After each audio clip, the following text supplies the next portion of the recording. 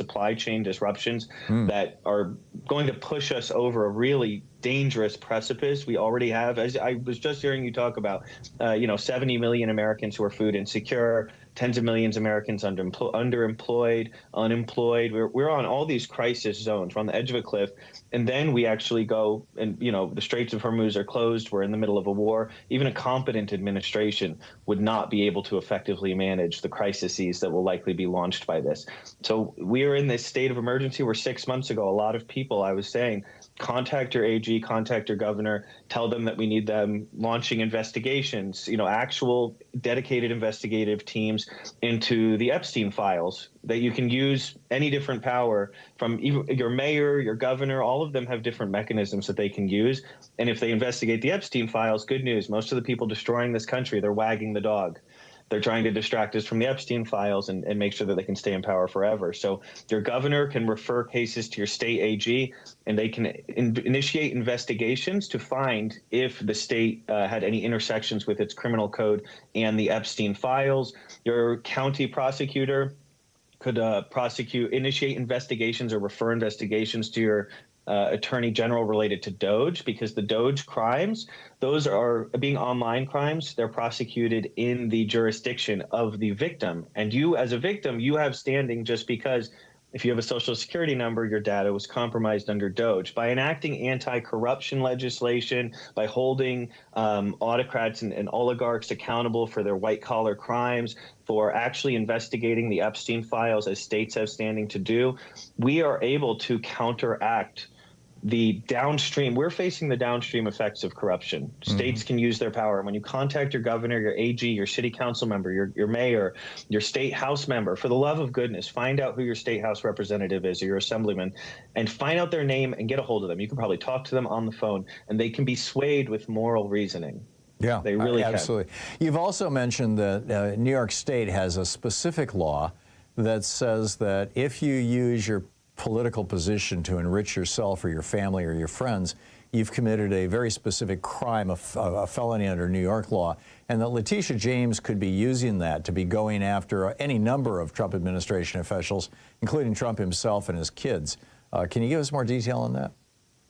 The Martin Act is one of the most powerful pieces of criminal legislation that's ever been passed, criminal law. How do you spell it? It grants these the Martin, M-A-R-T-I-N. Oh, Martin Act, like Martin Luther King Jr. Great. Yeah. Right. Thank you. And so the Martin Act, it grants these broad investigative powers to your AG. And this is just a really good example of how, like, your state house members are the people who can help get these sorts of things passed. Your governor could use executive orders or states of emergency to, these are approved authorities. Your state criminal code, the dual sovereign doctrine, says the state criminal code is its own thing. That's why it's not double jeopardy if you get charged with a crime by the state and the federal government. So this is a really powerful tool for combating everything that's going on. So the Martin Act says the AG of New York State has broad powers to look into not just if there might have been a crime, but also that they can prosecute the crime without proving intent.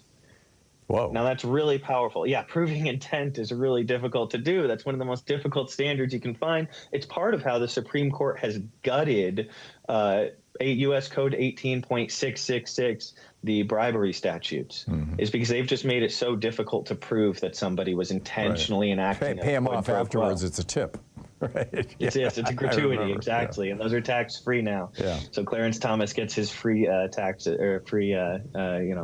But so the Martin Act is going to grant it grants these broad powers. Now Letitia James has already used these against Trump. They've been very effective, and even leading up to 2008, the financial collapse. Then New York State was doing some really good work, recovered billions of dollars for the taxpayers. Now the Martin Act focuses specifically on financial crimes.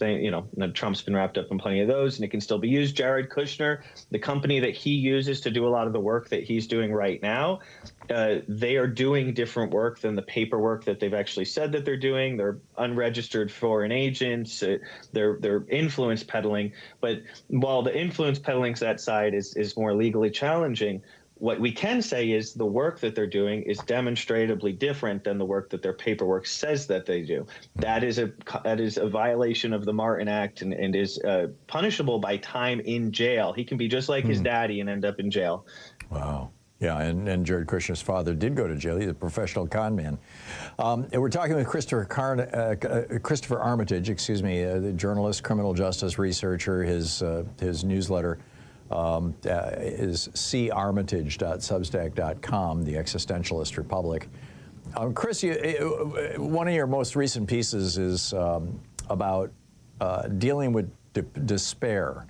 I always say despair is not an option, and back in the days when I was a psychotherapist, one of the observations that at least was always true of my life, and I think probably most other people's, is that one of the best ways to deal with despair or other negative emotions is to get busy, is to have a goal, is to have a mission, and actually be pursuing it in your life. What say you? What are your suggestions?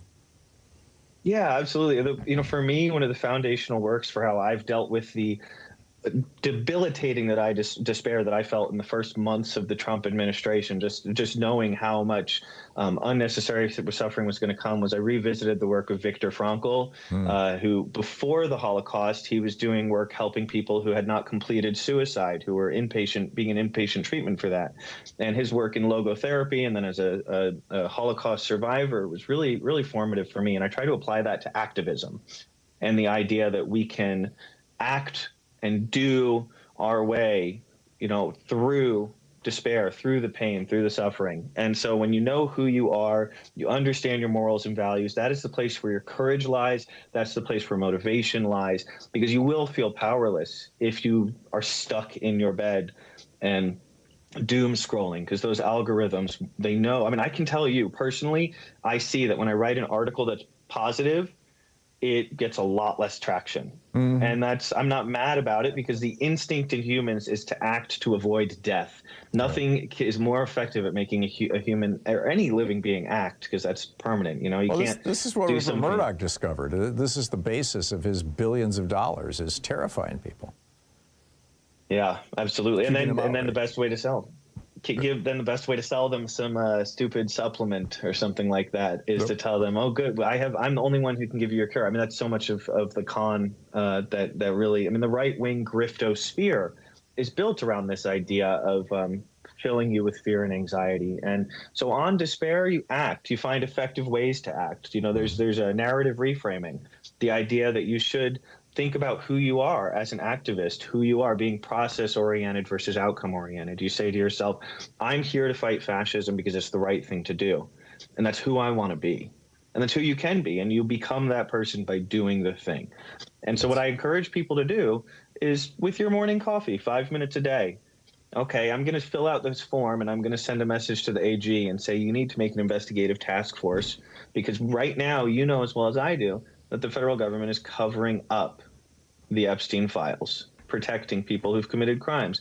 Find out where it intersects with our state criminal code, refer it to other states when it's relevant, and just find another little thing like that to do every day, and then say, cool, I did the thing. Yeah, it's powerful stuff. Nothing is as effective as action. It really, truly is. Christopher Armitage, carmitage.substack.com, or just look for The Existentialist Republic. Christopher, it's always great talking with you. Thanks so much for dropping by today. Thanks for having me, Tom. Always a pleasure. Back at you.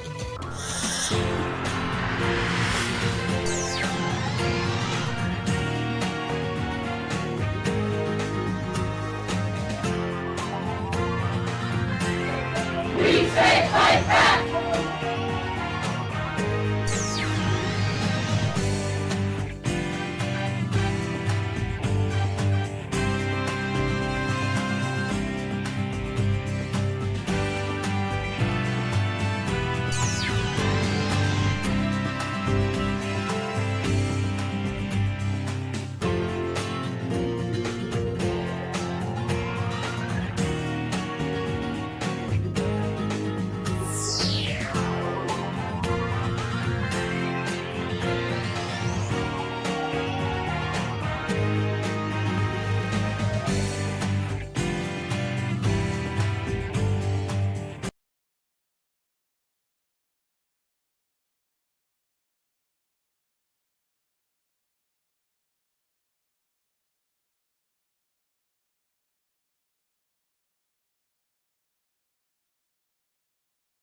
Hey, if you thought yesterday's match was a big deal, you ain't seen nothing yet. Here, it's double match day. Your $100 becomes $300. Your $5 becomes $15.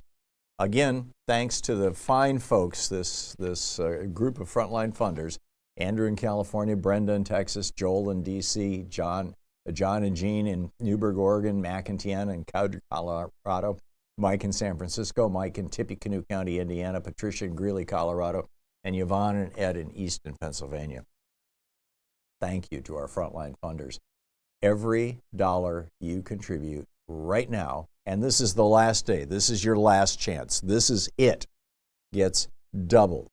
So please call now, 877-378-8669, or go to freespeech.org/donate and help keep this network and this program going. Thank you.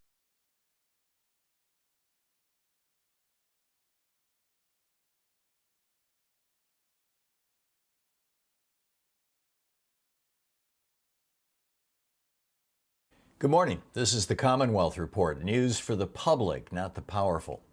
Did Trump just lie to our closest allies about the war? Trump told G7 leaders in a private call this week that Iran was, quote, about to surrender. 3 officials from 3 different countries confirmed it to Axios. He bragged that Operation Epic Fury, or is it Epstein Fury, got rid of, quote, a cancer threatening us all, then admitted that nobody knows who Iran's leader is, so there's no one left who can announce a surrender. Hours later, Iran's new supreme leader, Mojtaba Khamenei, went on state TV vowing to avenge martyrs, keep the Straits of Hormuz shut, and attack U.S. bases. That same night, 2 tankers were set ablaze off Iraq. Oil is over $100 a barrel. Every other G7 leader pushed Trump to end the war. Officials described him as ambiguous and non-committal. When a president misleads allies during a live war, the world and America pays the price. Did AI help kill children in an Iranian school? On February 28th, a U.S. Tomahawk missile struck the elementary school in Minab, Iran. 175 people died, most of them girls, and aged 7 to 12. A Pentagon investigation now points to U.S. forces possibly acting on outdated intelligence, maybe using AI. More than 120 House Democrats sent a letter to Pete Hegseth demanding answers, including whether the military's AI targeting systems called Maven was used to select the school. Senator Kirsten Gillibrand called for Hegseth to resign. The head of U.S. Central Command confirmed the military is using AI tools in this war. Hegseth had declared there'd be no, quote, stupid rules of engagement from day one. When you strip out the guardrails on warfare, children end up dead. That's not a mistake. That's this Trump administration's insane policy. Don't let Stephen Miller turn America into a surveillance state. More than 90 civil rights groups and civil liberties groups sent a letter Thursday to congressional Democrats warning them not to give Stephen Miller what he wants. Miller wants a clean renewal of Section 702 of FISA with 0 new privacy protections. That law allows warrantless backdoor searches of Americans' calls, texts, and emails, yours. It expires April 15th. It's been abused to spy on Black Lives Matter protesters, judges, journalists, and even lawmakers. Now Trump and Miller want it renewed with no warrant requirement, no reforms, nothing. Advocacy groups are drawing a hard line. As one leader put it, no president should be able to hoover up your private communications without a court order. Congress has one chance to get this right. Democrats are winning everywhere, and it appears nobody's talking about it. Since Trump took office, Democrats have flipped 28 state legislative seats. Republicans have flipped 0. This week in New Hampshire, Democrat Bobby Boundman won a district Trump carried by 13 points just 16 months ago. Democrats have now won or overperformed in 254 of 284 key elections since Inauguration Day. They've flipped seats in Texas, Arkansas, Iowa, Georgia, and Mississippi. CNN's Harry Enton now puts Democrats' odds of taking back both chambers of Congress at 46% and rising. Trump's response to the bleeding? Demand Congress ban mail-in ballots. Voters aren't waiting for permission. They're already showing up. Is this what the Republican Party's future looks like? New York Times columnist Michelle Goldberg went to a Florida rally for James Fishback, a 31-year-old Republican running for governor. She came back alarmed. The crowds were standing room only, packed with young men, some still in high school, cheering anti-Semitic provocations and wearing the hats of Nick Fuentes, a self-described Nazi sympathizer. Fishback is polling at 32% among Republican primary voters aged 18 to 32. Goldberg found kids whose political awakening came through Kanye West's anti-Semitic posts, young people who can't afford homes and who are finding answers in conspiracy theories on TikTok and Instagram. Fishback doesn't represent the Republican mainstream today, but he's showing us one vision of what tomorrow's GOP could look like. And that should have us all worried. And that's the way it is today, Friday, March 13th, 2026. I'm Thom Hartmann.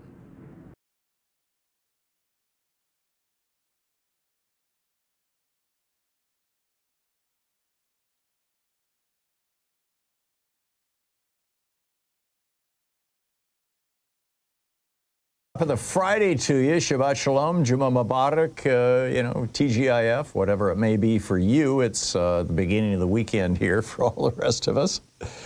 And remarkable. The CEO presidency scam. Well, I want to talk about that, how Republicans turned government into a profit center for billionaires. Also, the lie heard around the world.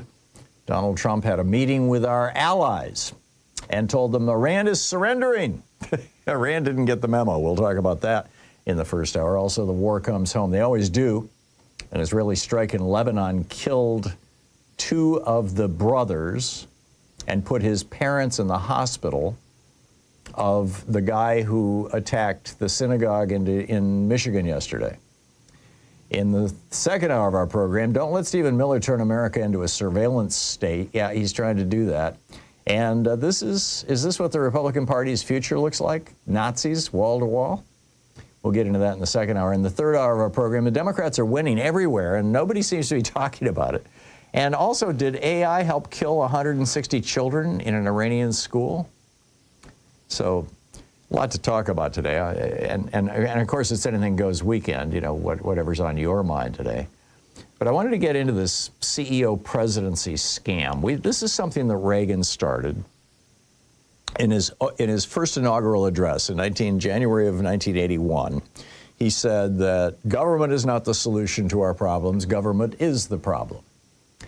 And this began this search for somebody, and by the way, this is completely inconsistent with both Democratic and Republican governance pitches, sales pitches, as it were. Eisenhower was not sold as a CEO. He was in the military. He'd never had a job in his life, in quotes, a private sector job. He had always been in the military, our socialist military. Richard Nixon, when he got back from World War II, answered an ad in the newspaper in California that said that, a veteran wanted to run for Congress. It was, an ad that had been put in by some wealthy Republicans, and they were looking for somebody who could, front for them, and they got Richard Nixon. He, again, had been a politician his entire life outside of, having joined the military out of high school or out of college to go to World War II. So this is a brand new thing with Reagan. And Reagan, of course, was an actor, and I don't know what you call that. But this whole idea, and then we got guys actually running for president as CEOs: Mitt Romney, George Bush, George W. Bush. Well, George Bush Sr., had a political background, but also a business background. And now Donald Trump, we've got a CEO president. I've been doing this program for, 24 years, I think? And every time a Republican runs for office and promises that I'm going to run government like a business, I can predict, and I do right here on this program, what's going to happen. You're going to see tax cuts for the morbidly rich. You're going to see gutting of the regulations that were put into place to protect average working people and the environment. You're going to see privatized or profitized public services that'll make billions for corporations and eat our tax dollars. You're going to see incompetent management of government agencies in our economy. And soon you're going to see a slow motion disaster that the rest of us are going to end up paying for. We're living through that disaster right now, and it's accelerating. And figuring out why ain't rocket science. It's this whole pitch that Republicans have been putting forward for, what, 4 decades now, that somehow running a business, which is where the goal, first of all, businesses are not democracies, they're little kingdoms. The CEO is like a king, and you know, arguably answerable to a board, but functionally a king. Whereas in government, you are answerable to the people and to the rule of law and to the norms and conventions of society and governance. In a corporation, your customers, are the people that you're selling the product to, are the source of your revenue. And so basically, you know, if you can lie to them, if you can cheat them, if you can hustle them, oh yeah, our product is wonderful. Just kind of ignore the side effects. Or let's just, you know, add 1 less ounce of cereal to this box and keep the price the same, and we'll make some more money. I mean, basically, the goal of a business is to make money. And where does that money come from? The customers. Squeezing the customers. Government is a completely different thing. The goal of government is to serve the common good. What's referred to in the Constitution as the general welfare. The good of the people, to keep the roads functioning, to keep the fire department working, to keep the police on the streets, to provide essential services, not to make some profit for some stockholder. I mean, the goal of government is a very different thing. And the functions, the things that you do to make government work are very different things.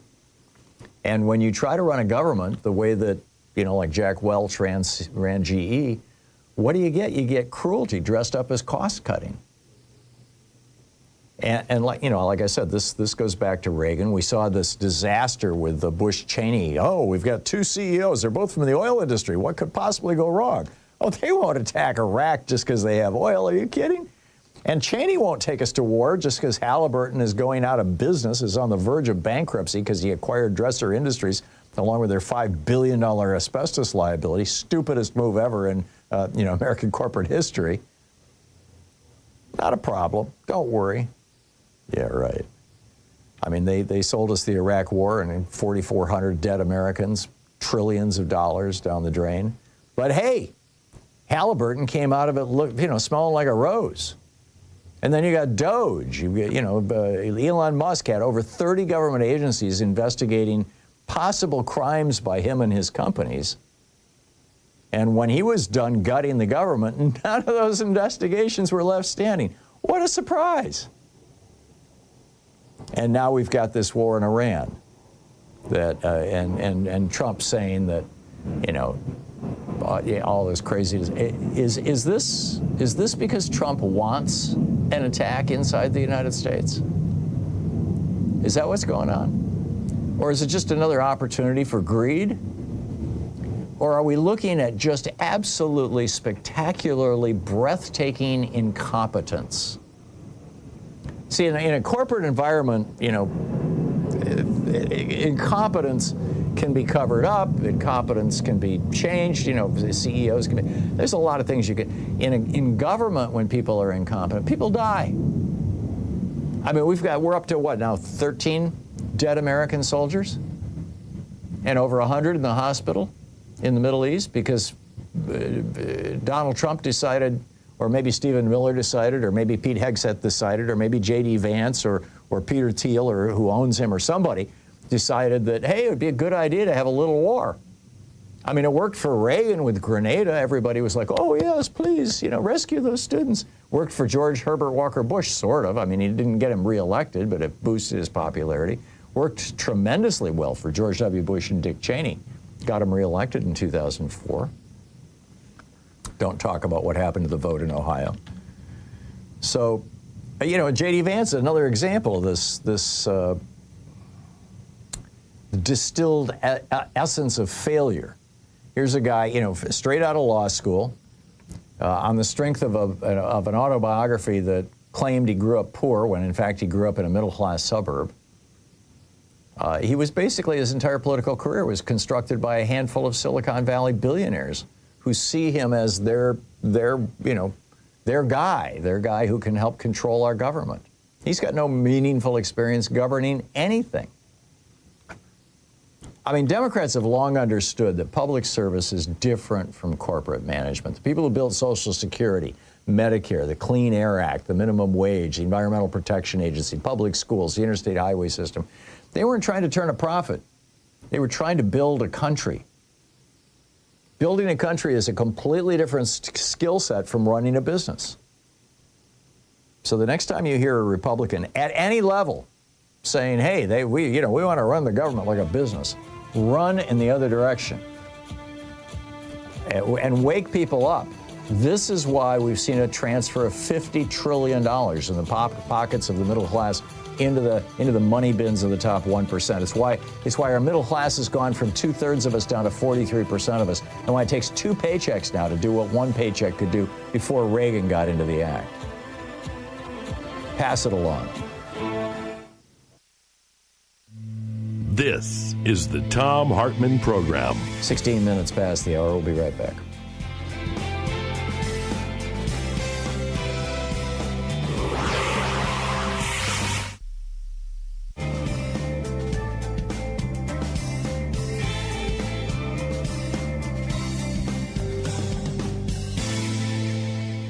And welcome back. Paul in Zillow, Washington. Hey, Paul, how's the wine business? Well, it's slow these days, but Okay.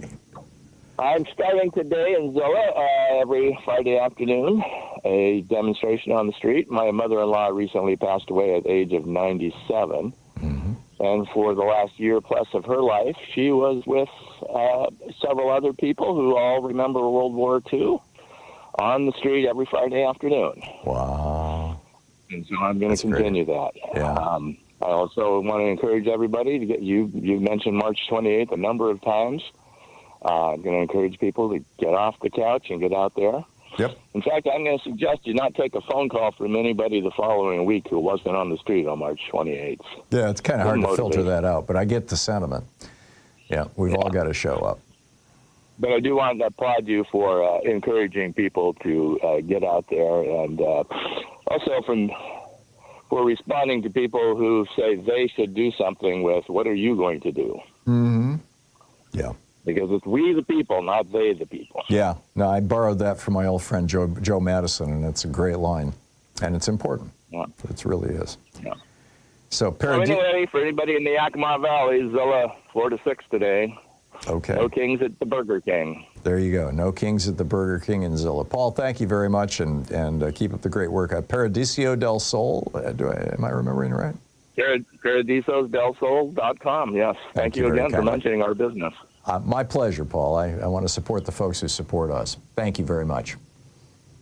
My pleasure. I really, and I mean that like who support us rhetorically. Thank you. You don't pay me a penny for that. Paul, thank you very much. Well, I am thinking about advertising with your program, so have your advertising guy reach out to me. Okay, yeah, that's a whole different thing. We've had a number of people call in response to you mentioning our name, and I do appreciate it. Well, that's a good thing. Okay, Paul, thanks very much. I'll ask Ron to reach out to you. Jerry in Venice, California. Hey, Jerry, what's on your mind this morning? Yeah, this thing with Iran, we have a poster that was from 2017 or so. It was during Trump's reign before. Don't Iraq Iran, and has all these Iraqis all blessed, these kids all blown apart. One GI cradling one, and Iran, they're all smiling and all that. And there's enough room in the middle of this poster. People did these posters for us. I don't even know who did them. But there's enough room in the middle to put Trump, Iraq, Iran. It's a big poster. It's 4x4 that we put out. We're going to start going to Santa Monica, the Veterans for Peace. Oh, okay, cool. At Venice. We do that every Sunday, but we're going to start going back to Santa Monica on Saturday. And it's time. Yeah. This is, it's like your caller before. Somebody will do these posters, but they don't have a corner to hang them on. So he's talking about the corner to hang them on. Yeah. And that's where we need to go. Yeah. We need to focus. Yep. And wake people up, wake people up, wake people up. We didn't have Barbara Lee as a senator, so here we go. We got to do without her. There you go. Jerry, thank you for the call. Keep up the great work. Okay, bye. Good talking to you. Thank you. 20 minutes past the hour. I'll be back with more of your calls in just a minute. Stay with us.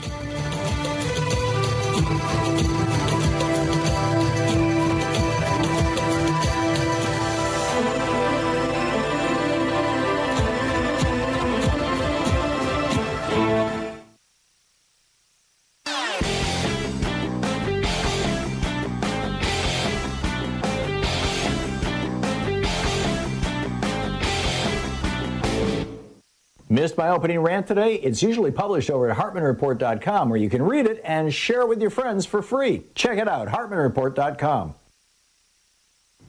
A lot of people wonder, where did this whole right-wing movement to basically gut our freedoms and end DEI and all this other, where did this all begin? It all started back in 1951 with a book called The Conservative Mind, From Burke to Eliot by Russell Kirk.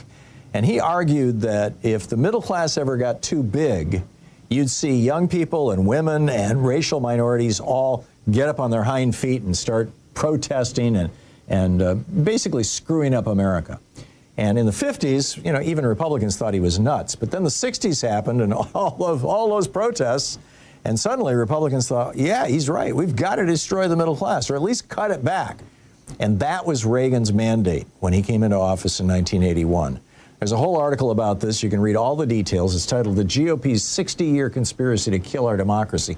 None dare call it treason, but I will. Over at HartmannReport.com. Check it out.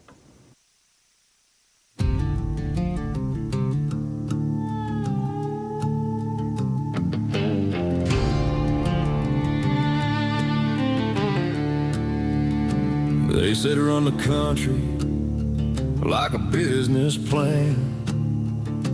Cut the rules and fire every working man. Sold the highway, sold the school, sold the town square too.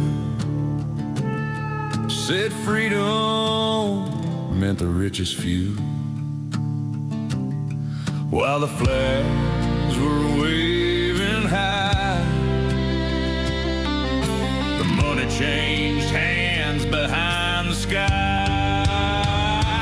Turn this country into a profit center. Boredom kings in the halls of power. Sold our future for a stockholder's dollar and called it freedom for the hour.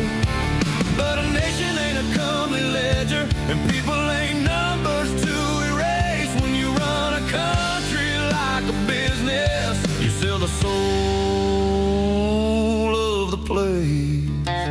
23 minutes past the hour. Welcome back. So Pete Hegseth is now accused of shouting the quiet part out loud.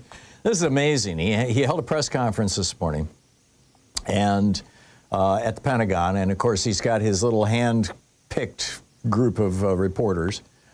And somebody asked a question. I don't think it was CNN itself. I'm not even sure that they're in that room, because you've got to sign this document saying that anything you publish has to be approved by Pete Hegseth first. You know, just like the old Soviet Union. But anyhow, this is what he said. He said, more fake news from CNN reports that the Trump administration underestimated the Iran war's impact on the Straits of Hormuz. Patently ridiculous, of course. It's a fundamentally unserious report. And then here's the big, the sooner David Ellison takes over that network, the better.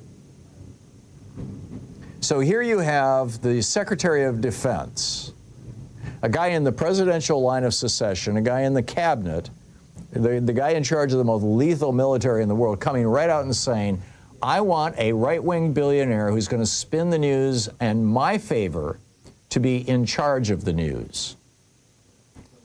I mean, that is about as Putin as you can get. This whole, I keep saying, and I write it from time to time in my op-eds, that Trump is trying to make America Russia. He's not trying to make America great again. He's trying to make us into Russia. Do you need more visible evidence of that? I mean, that's how it works in Russia. The oligarchs own, I mean, there's a few news agencies that are owned by the state, but most of them are actually owned by oligarchs. And, you know, many of them make a pretty good profit. But the oligarchs do what Putin wants. And that's what Pete Hegseth this morning, publicly on national television, said that he and Donald Trump wants. This, by the way, is just hours after Donald Trump had a phone call with G7 leaders, you know, our mostly European leaders. 3 officials from those G7 countries told Axios that Trump said, quote, Iran is about to surrender, and I got rid of a cancer that was threatening us all. He also said nobody knows who's the leader, so there's no one can announce a surrender. In other words, the only reason they haven't surrendered is because leadership is in chaos. Well, the leader came out about an hour later and publicly said, "That's it. You know, we're." Well, actually, what he said was, "We are going to hit you." He said, "We're opening up new fronts in the war where the enemy has little experience and is highly vulnerable." And they're doing it in the name of the martyrs. The martyrs being, the new leader's wife who was killed, the new leader's mother and father who were killed, the new leader's children who were killed, the new leader himself who was wounded, his brother was killed. Yeah. And now we discover that the guy in Michigan who Mr. Ghazali, a naturalized citizen from Lebanon, 2 of his brothers were killed by an Israeli airstrike in Lebanon, and 2 of his brother's children were killed, his niece and nephew, and his parents are wounded in the hospital from an Israeli airstrike. And, you know, he apparently took it out on us by driving his truck into this synagogue. This is, and now you've got 3 Republican members of Congress who've come out and said, time to stop allowing Muslims into the United States or allowing them to be naturalized. How about we stop, you know, attacking Muslim nations without any justification? Incredible. 27 minutes past the hour. What say you? I'll pick up your calls on the other side of the break. You're listening to the Thom Hartmann Program. Call 202-808-9925. It's Anything Goes Weekend. We'll be right back.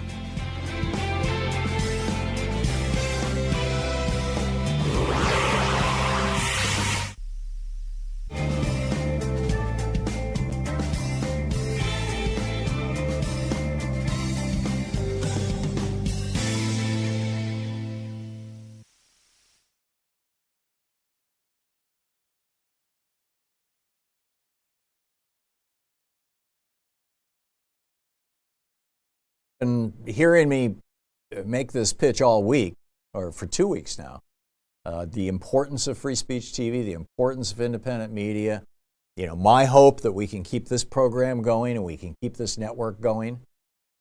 These are tough times. And now we've got this great group of frontline funders who have stepped up and said, yes, if somebody contributes $100, we'll kick in an additional $200, so the total donation becomes $300 today and today only. A double match day.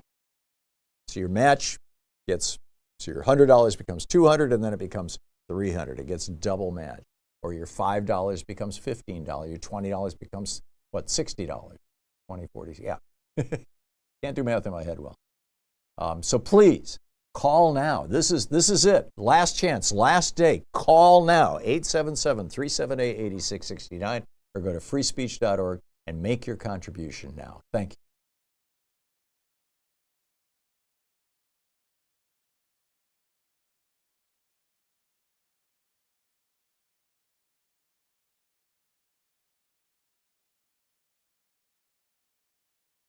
Good morning. This is the Commonwealth Report, news for the public, not the powerful. Did Trump just lie to our closest allies about the war? Trump told G7 leaders in a private call this week that Iran was, quote, about to surrender. 3 officials from 3 different countries confirmed it to Axios. He bragged that Operation Epic Fury, or is it Epstein Fury, got rid of, quote, a cancer threatening us all, then admitted that nobody knows who Iran's leader is, so there's no one left who can announce a surrender. Hours later, Iran's new supreme leader, Mojtaba Khamenei went on state TV vowing to avenge martyrs, keep the Straits of Hormuz shut, and attack U.S. bases. That same night, two tankers were set ablaze off Iraq. Oil is over $100 a barrel. Every other G7 leader pushed Trump to end the war. Officials described him as ambiguous and non-committal. When a president misleads allies during a live war, the world and America pays the price. Did AI help kill children in an Iranian school?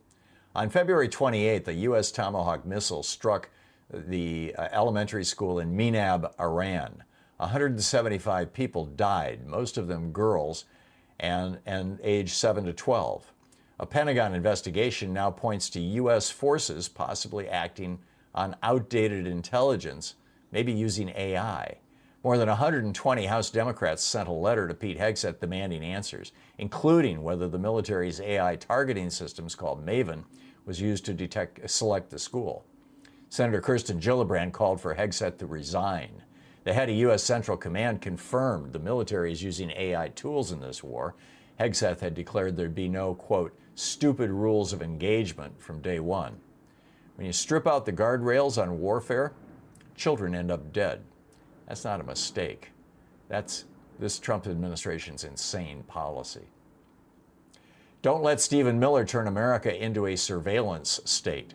More than 90 civil rights groups and civil liberties groups sent a letter Thursday to congressional Democrats warning them not to give Stephen Miller what he wants. Miller wants a clean renewal of Section 702 of FISA with zero new privacy protections. That law allows warrantless backdoor searches of Americans' calls, texts, and emails, yours. It expires April 15th. It's been abused to spy on Black Lives Matter protesters, judges, journalists, and even lawmakers. Now Trump and Miller want it renewed with no warrant requirement, no reforms, nothing. Advocacy groups are drawing a hard line. As one leader put it, no president should be able to hoover up your private communications without a court order. Congress has one chance to get this right. Democrats are winning everywhere, and it appears nobody's talking about it. Since Trump took office, Democrats have flipped 28 state legislative seats. Republicans have flipped 0. This week in New Hampshire, Democrat Bobby Boundman won a district Trump carried by 13 points just 16 months ago. Democrats have now won or overperformed in 254 of 284 key elections since Inauguration Day. They've flipped seats in Texas, Arkansas, Iowa, Georgia, and Mississippi. CNN's Harry Enton now puts Democrats' odds of taking back both chambers of Congress at 46% and rising. Trump's response to the bleeding? Demand Congress ban mail-in ballots. Voters aren't waiting for permission. They're already showing up. Is this what the Republican Party's future looks like? New York Times columnist Michelle Goldberg went to a Florida rally for James Fishback, a 31-year-old Republican running for governor. She came back alarmed. The crowds were standing room only, packed with young men, some still in high school, cheering anti-Semitic provocations and wearing the hats of Nick Fuentes, a self-described Nazi sympathizer. Fishback is polling at 32% among Republican primary voters aged 18 to 32. Goldberg found kids whose political awakening came through Kanye West's anti-Semitic posts, young people who can't afford homes and who are finding answers in conspiracy theories on TikTok and Instagram. Fishback doesn't represent the Republican mainstream today, but he's showing us one vision of what tomorrow's GOP could look like. And that should have us all worried. And that's the way it is today, Friday, March 13th, 2026. I'm Thom Hartmann.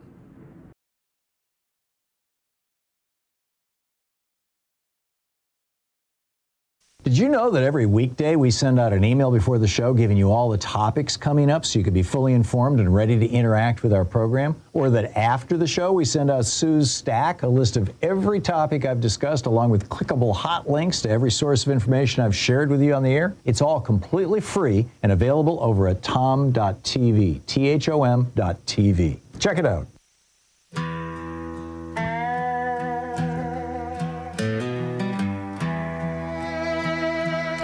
Welcome back. 34 minutes past the hour. It's Anything Goes weekend here. So what's on your mind today? Rob in Cleveland, Ohio. Hey, Rob, what's up?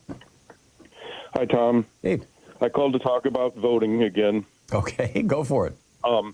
Well, Trump is vowing to put in a drawer any bills that Congress may save and basically stymie everything unless they pass the Save America Act. And I'm urging people to be proactive. Register now. The law isn't on the books, and they can't make it retroactive.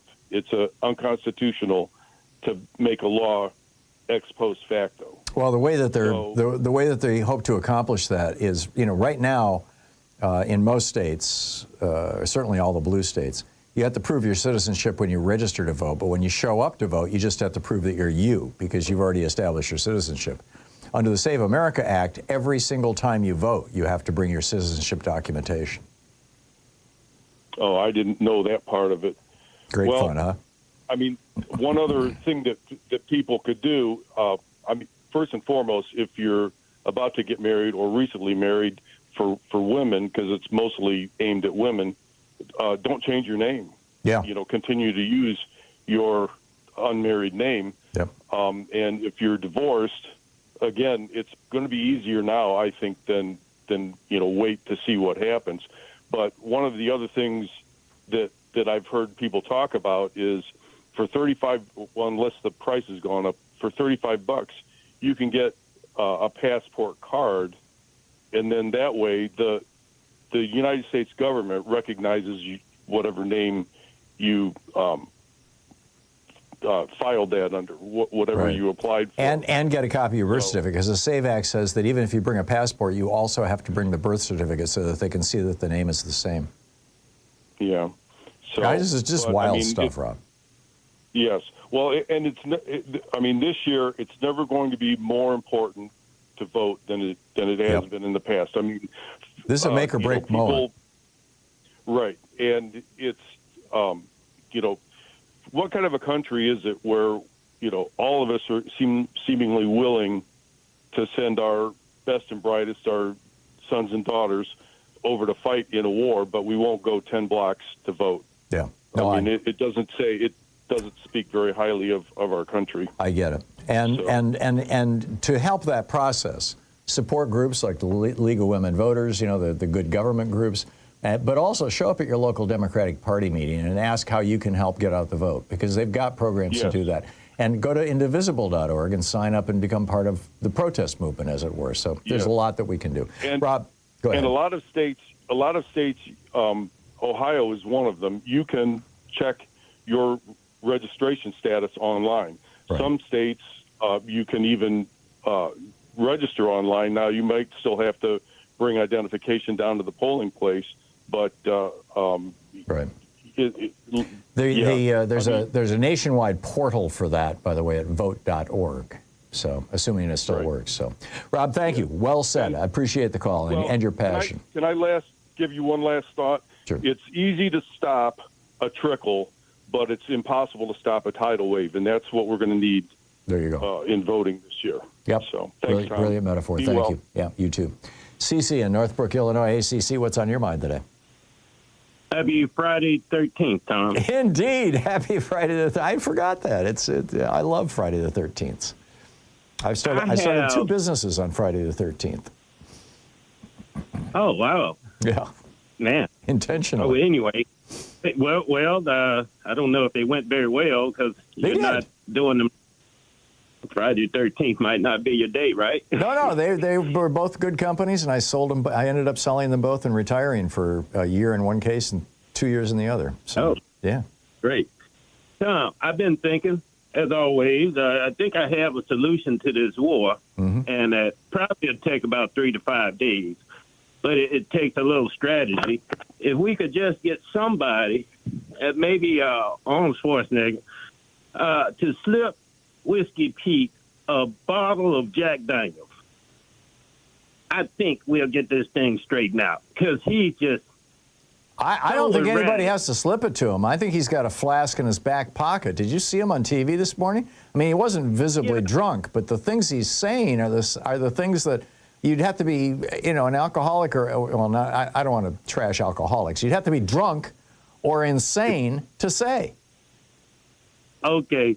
that joke didn't go over well because the man is already drunk. Yeah. But anyway, I was just kidding about that. But what I really called about was treason. And I'm going to probably call a few more times. You say if you say things 7 times in these commercials that people then people hear them. Start. Yeah. But it's a word that needs to get thrown around in the media circle. Treason, I got the definition, as I always do.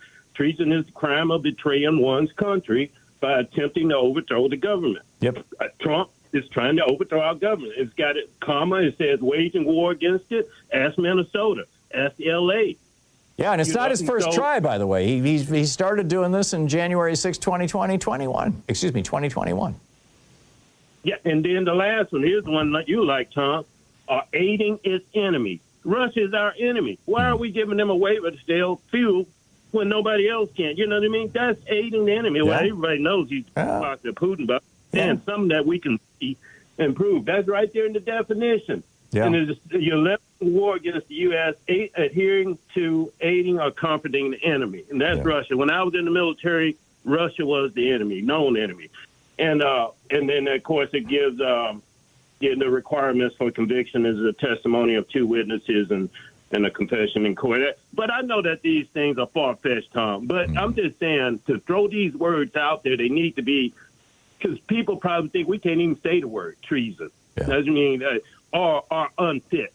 These are just, we need to throw those words out there. And I'm going to throw it out there because that's what we're in. And nobody understands or sees what's happening because we've never seen this before in our lifetime, never thought we would see it. But we're actually seeing treason right in front of us. I agree. On the last point, I know that I usually give the free speech, and they do a good job, especially with you and the team that comes after you. I love them guys, the lineup they have afterwards.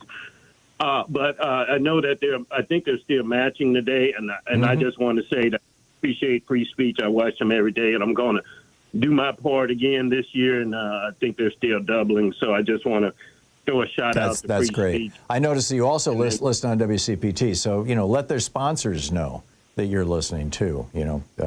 And also another thing, Tom, you have me doing, and it really works well. I appreciate this point. I call my representative, which is Brad Snyder. I called Dick Durbin and Tammy Duckworth, my federal senator. But, all I'm saying is the same thing I'm saying now. Impeach. He needs to be impeached. He's unfit.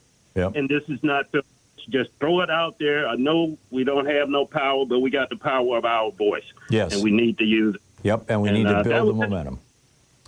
Well done, CC. Well said. Good talking to you, and happy Friday. Happy Friday. Thanks a lot. Dennis in Aptos, California. Hey, Dennis, what's on your mind today? Well, global warming is on my mind. We have a war going on for oil again. Mm-hmm. Are you following this news about the El Nino, La Nina cycle that has the scientists all freaked out? I got a bulletin about it from Nature magazine yesterday. Well, this high pressure zone that is sitting over much of the Pacific, West Coast Pacific, and inland over the western states. In the coming week, we're supposed to have temperatures for the middle of March, 10 to 25 degrees above normal, from like Vancouver all the way down to New Mexico and across up and down. So, but I wanted to read off some stats for you. Countries in Europe, and I mean, I don't want to do the whole list because it would take a lot of time and you wouldn't let me do it anyway. But these are countries that use renewable energy to a high degree. Mm-hmm. Albania, 100%, mostly hydroelectric. Mm-hmm. Norway is at 99. Denmark is at 91. Austria, 84%. Portugal, 81%. Croatia, 76. Now, in contrast, Belarus is 3%. Russia is 18%. USA, 24. France is 26. China's about half, isn't it, right now? Yeah. There was a fascinating piece in The Economist yesterday afternoon about how China is actually grinning from ear to ear right now. They've got a 6-month supply of oil that they've built up. Plus, they are the most rapidly solarized and windized, or however you say that, country in the world. They're getting half their electricity now. Well, and here are these. Albania is supposed to be a failed state, and 100% renewable energy. Yeah, well, they've got a lot of old hydro dams that the Soviet Union built. Yeah, exactly. Now, who's in the middle? UK's at 52, Spain 56, Italy 49, Ireland 48, Germany's at 59. And from what I've read, if 75% would be like a really good benchmark, if all countries could get to 75% renewable energy use, maybe global warming can be mitigated. Yep. But in the meantime, we're going to have this high-pressure dome over the west. And also on the East Coast, they're going to get slammed with another polar vortex again. Yep. This didn't happen when we were kids growing up. No. In fact, we never heard of phrases like polar vortexes or direcos or, all this kind of stuff. No, the Gulf Stream has gone nuts because and it's in large part because the ice that used to cover the North Pole has melted, and it's just the Gulf Stream just doesn't have that block of cold air holding it in place any longer. I mean, they've got flood warnings in Hawaii right now. I mean, it's just wild. They're getting a lot of rain. Just all over the place. The polar vortex is hitting the Hawaiian Island. Yep. Yeah, it's crazy. Dennis, I got to run, but thanks for the call. It's great to hear from you always. Thank you. 46 minutes past the hour. We'll be back in just a minute. Stay with us. It's Anything Goes Weekend. You're listening to Thom Hartmann. Visit ThomHartmann.com for audio and video archives. We'll be right back with more of your calls. Stay tuned.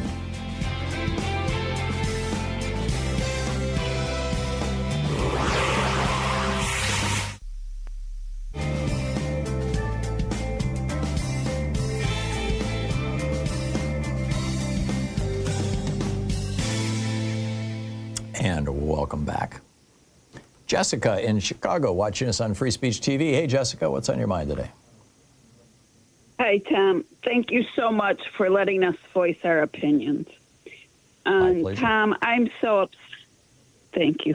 I'm so upset over the deaths of 87 Iranians that were blown up on their ship, the Iris Dina, torpedoed by the U.S. submarine off the southern coast of Sri Lanka. The torpedo hit the stern, which was causing it to sink so quickly. And there were survivors. Here's the wonderful part. The Sri Lanka naval personnel rescued 32 Iranian sailors, and they heard the ship was going down, and it was awful. They heard all the loud screams, all the crying as 87 Iranians drowned. It was dramatic. It was violent. It was scary, and the ship sank so fast. And the ship was unarmed, too, by the way. And it was there in part at an American invitation. We were originally part of those exercises with India. Yes. And Hegseth refers to it in his U.S. briefing as a quiet death, which was the extreme opposite. And once again, war crimes by Hegseth, ignoring the survivors, not coming to the aid of, once again, the weaponless ship, like you say. So here's the part that after the U.S. sank that Iris Dina ship, Sri Lanka rescues them, and they bring them. It's in the India Ocean, and they transported them to a hospital in Sri Lanka. But here's another awful thing, and I got this from the AFP. The Washington tells the Indian foreign minister to not repatriate those Iranians. And the Indian foreign minister, so proud, he spoke up and said, India will respect the international humanity law by the Geneva Convention. Wow. And then in quotes, the Indian minister said, I think it was a humane thing to do, and we are guided by our principles. That's impressive coming out of the Modi government, given how quickly Modi is turning right-wing and trying to suck up to Trump. That's impressive. well, like Mateo said, everyone's supposed to come to the rescue of a sinking ship. What is going on? Yeah, well, this is the second time. But I am also disturbed. You said that the school shooting might have been from the AI maps. No, not the school shooting. The guy. Oh, yeah. I'm sorry. Yes, in Iran. Yes. Go ahead. In Iran. Yeah. Bombing. What bothers me, I'm not buying it that's what it's from. I talked to my cousin today. That bombing was done in broad daylight, where there was a big playground, there was a marked sports field, and the wall was pink and blue. Yep. That pilot that bombed there had to have known that was a school. Well, that pilot's. I cry all the Yeah, that pilot's got to be sleeping poorly, hopefully. I cry all the time. Yeah, Hegseth should be in prison for this. This is so sad. There needs to be a serious investigation. Jessica, thank you for the call. It's 10 minutes before the hour. I'll be back with you in 60 seconds.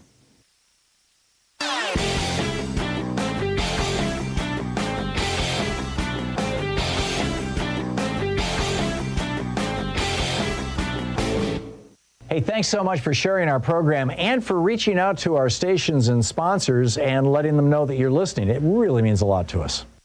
They called it blood libel, what the Germans were doing against the Jews, claiming that they were using the blood of Christian children to make their matzah. We've got a new blood libel now here in the United States. J.D. Vance and Donald Trump lying through their teeth, arguing that black Haitian immigrants to the United States, legal immigrants with green cards in this little town in Ohio, are eating pets. And this is another libel that goes way back. In the 1890s, people were claiming German and Dutch immigrants were eating pets. Then they claimed in the 1880s, and actually as recently as last year, a restaurant got shut down in California because of claims that they were serving pets. They weren't. But it was an Asian restaurant. This is just evil stuff, these lies and spreading this kind of hate. And this is now the strategy that the Republicans are using. There's a whole article about it at HartmannReport.com, Hate as a Political Weapon. Check it out.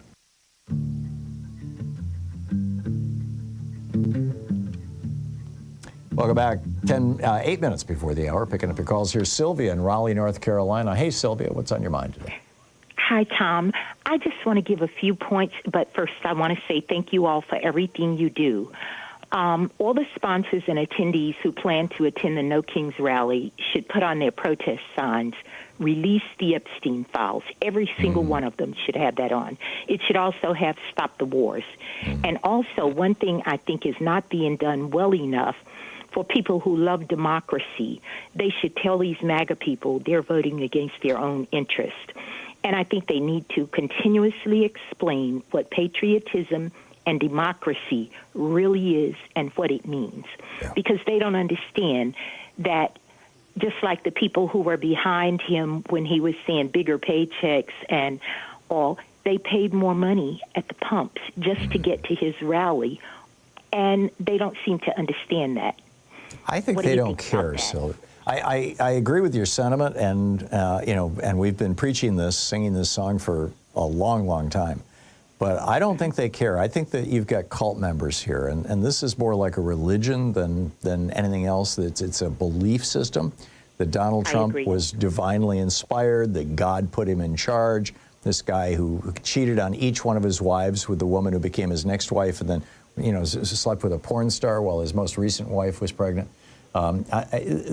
Somehow they've decided that he's a saint. And, they make statues to him. They have pictures of him, with Jesus hugging him and things like that. It's a cult.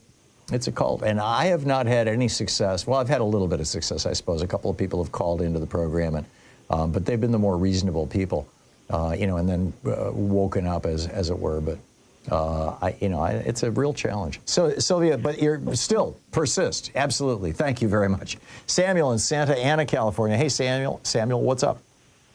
Hey, Tom. Okay, so in light of the conversation that you were having about presidents and barons serving and whatnot. I had done some research last year, but just hadn't gotten around to dealing with it. I did a deep dive going all the way literally back to George Washington about the presidents, their sons, and their fathers who served. So let me know when we get to the 22nd point. Also, this is not totally in order. Bo Biden, Major in the Delaware Army National Guard, Stanley Armour Dunham, Barack Obama's grandfather, Sergeant in the U.S. Army World War II. George W. Bush was the first lieutenant in Texas Air National Guard. Bill Clinton's Except he went AWOL for a year. Yeah, he did, but he was there, is the point I'm making. Bill Clinton, William Jefferson Blythe, Army, World War II, George H.W. Bush, Lieutenant, U.S. Navy, President Reagan, Second Lieutenant in the Officers Reserve Corps. President Carter graduated from the U.S. Naval Academy in 1946. He was in the Navy Reserve. President Ford was in the U.S.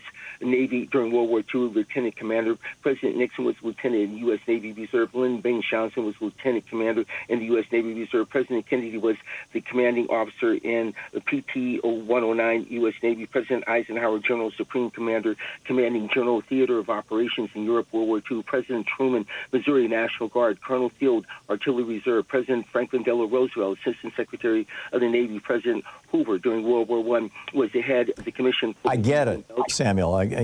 There's no need to keep going. We get it. And then, of course, Trump, no military service whatsoever in his entire family. His grandfather came over here as a draft dodger from Germany. Exactly. And the thing I want to tell you is, and feel free to use this research yourself, I literally went all the way back to George Washington. And so the point I'm making is that we've never had anybody, and I'm not looking at cousins, I'm not looking at aunts and uncles, I'm not looking at brothers and sisters, I'm looking at direct lineage. Also, Bavaria was its own country. They didn't serve in Bavaria. They didn't do anything in Germany. They didn't do anything in Canada. They do here. The Trumps serve the Trumps. The Trump military is the Trump family, and that's as far as it goes. So I just wanted to drop that on you because I've been sitting on this since last year. So Trump is literally the first president who either didn't serve in the military or whose father didn't serve in the military? Is that what you're saying? What I'm saying is he is the first president whose fathers, grandfathers, or he or his children did not serve. Everybody has some level of their lineage. Directly. And once again, direct level. I wasn't talking about brothers, sisters, and Trump and apparently all three of his boys have congenital bone spurs, as far as I can tell. They're saying that Barron is too tall to serve, but actually there was a famous basketball star who was actually taller than Barron who served. Anyhow, Samuel, thank you. Thank you. That's fascinating information. Appreciate it. We'll be back on the other side of the break with more of the news of the day. Stick around.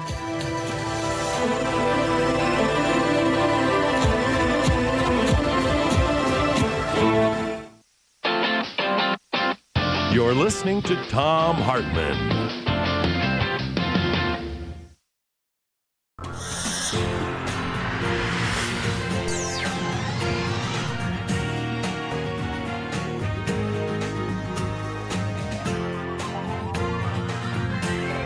We say fight back!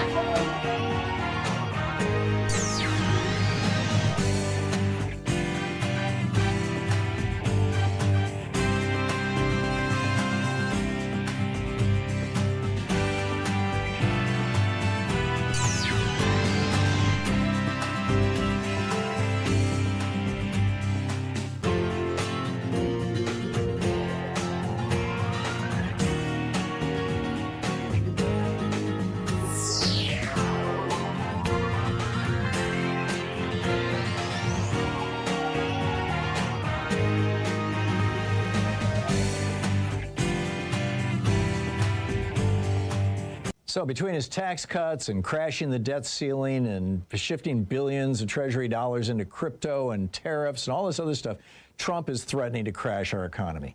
And he doesn't seem to be particularly worried about that. Why would that be? Well, first off, economic disasters are great excuses to cut taxes. Both Reagan and George W. Bush used recessions as their excuse to stimulate the economy by cutting trillions from the taxes of billionaires. Secondly, economic crises increase the tolerance for strongman governments. Hitler rode to power in Europe based on the Great Depression. And third, billionaires make a fortune when there's a market crash, because they can buy all the stock that average people are trying to unload from their 401ks to pay the damn rent. There's a whole article about this that lays the whole thing out over at HartmannReport.com. It's titled Crashing the Economy, Trump's Blueprint for Power and Profit. Check it out.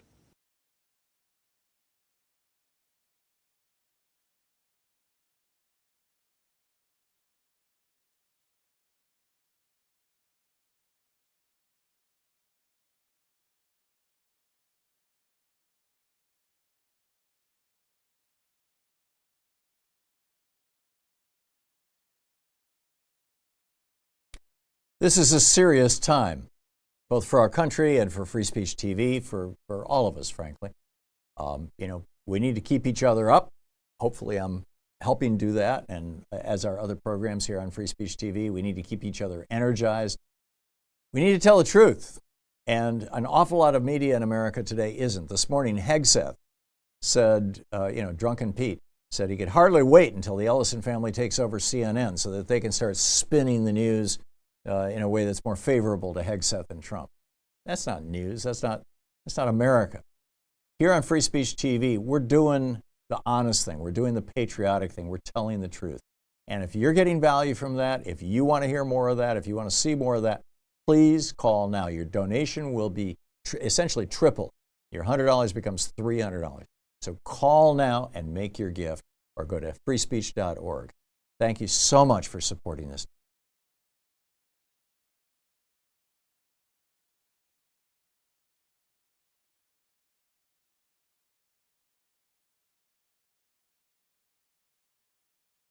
Good morning. This is the Commonwealth Report, news for the public, not the powerful. Did Trump just lie to our closest allies about the war? Trump told G7 leaders in a private call this week that Iran was, quote, about to surrender. 3 officials from 3 different countries confirmed it to Axios. He bragged that Operation Epic Fury, or is it Epstein Fury, got rid of, quote, a cancer threatening us all, then admitted that nobody knows who Iran's leader is, so there's no one left who can announce a surrender. Hours later, Iran's new supreme leader, Mojtaba Khamenei, went on state TV vowing to avenge martyrs, keep the Straits of Hormuz shut, and attack U.S. bases. That same night, 2 tankers were set ablaze off Iraq. Oil is over $100 a barrel. Every other G7 leader pushed Trump to end the war. Officials described him as ambiguous and non-committal. When a president misleads allies during a live war, the world and America pays the price. Did AI help kill children in an Iranian school? On February 28th, a U.S. Tomahawk missile struck the elementary school in Minab, Iran. 175 people died, most of them girls, and aged 7 to 12. A Pentagon investigation now points to U.S. forces possibly acting on outdated intelligence, maybe using AI. More than 120 House Democrats sent a letter to Pete Hegseth demanding answers, including whether the military's AI targeting systems called Maven was used to select the school. Senator Kirsten Gillibrand called for Hegseth to resign. The head of U.S. Central Command confirmed the military is using AI tools in this war. Hegseth had declared there'd be no, quote, stupid rules of engagement from day one. When you strip out the guardrails on warfare, children end up dead. That's not a mistake. That's this Trump administration's insane policy. Don't let Stephen Miller turn America into a surveillance state. More than 90 civil rights groups and civil liberties groups sent a letter Thursday to congressional Democrats warning them not to give Stephen Miller what he wants. Miller wants a clean renewal of Section 702 of FISA with 0 new privacy protections. That law allows warrantless backdoor searches of Americans' calls, texts, and emails, yours. It expires April 15th. It's been abused to spy on Black Lives Matter protesters, judges, journalists, and even lawmakers. Now Trump and Miller want it renewed with no warrant requirement, no reforms, nothing. Advocacy groups are drawing a hard line. As one leader put it, no president should be able to hoover up your private communications without a court order.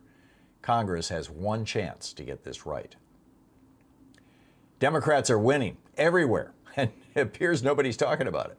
Since Trump took office, Democrats have flipped 28 state legislative seats. Republicans have flipped 0. This week in New Hampshire, Democrat Bobby Boundman won a district Trump carried by 13 points just 16 months ago. Democrats have now won or overperformed in 254 of 284 key elections since Inauguration Day. They've flipped seats in Texas, Arkansas, Iowa, Georgia, and Mississippi. CNN's Harry Enton now puts Democrats' odds of taking back both chambers of Congress at 46% and rising. Trump's response to the bleeding? Demand Congress ban mail-in ballots. Voters aren't waiting for permission. They're already showing up. Is this what the Republican Party's future looks like? New York Times columnist Michelle Goldberg went to a Florida rally for James Fishback, a 31-year-old Republican running for governor. She came back alarmed. The crowds were standing room only, packed with young men, some still in high school, cheering anti-Semitic provocations and wearing the hats of Nick Fuentes, a self-described Nazi sympathizer. Fishback is polling at 32% among Republican primary voters aged 18 to 32. Goldberg found kids whose political awakening came through Kanye West's anti-Semitic posts, young people who can't afford homes and who are finding answers in conspiracy theories on TikTok and Instagram. Fishback doesn't represent the Republican mainstream today, but he's showing us one vision of what tomorrow's GOP could look like. And that should have us all worried. And that's the way it is today, Friday, March 13th, 2026. I'm Thom Hartmann.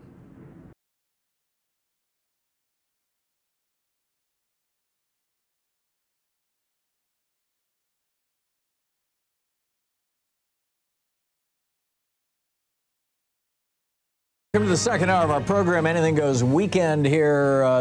More than 90 civil society groups wrote a letter yesterday to congressional Democrats asking them, please, please, please do not renew Section 702 of the Foreign Intelligence Surveillance Act, FISA. Do not, when it expires on April 14th, next month. This is the law. It was passed after, in the hysteria of 9/11. This is the law that allows the federal government to basically get your emails, your text messages, your phone logs, your, basically anything you do online without a warrant and without informing you. And, now that ICE has expanded use of FISA to people who show up at No Kings demonstrations and anti-ICE demonstrations, it becomes all the more urgent. This is just so wrong. The ACLU, the Center for Biological Diversity, Color of Change, Electronic Freedom Foundation, Indivisible, National Immigration Justice Center, Public Citizen, Ultraviolet Action, a whole bunch of these groups. And they are citing recent reports by Politico that the one guy in the administration, our shadow president, sometimes referred to as Nosferatu, if I'm saying it right, Stephen Miller, is the guy behind the push to renew this without making any changes. Please don't make us get warrants like the Fourth Amendment requires. Please, just let us keep surveilling American citizens, with our for-profit companies helping us out. Now, what some Democrats are saying is, number one, if you're going to surveil us, you have to get a warrant. That's what the Fourth Amendment to the Constitution says.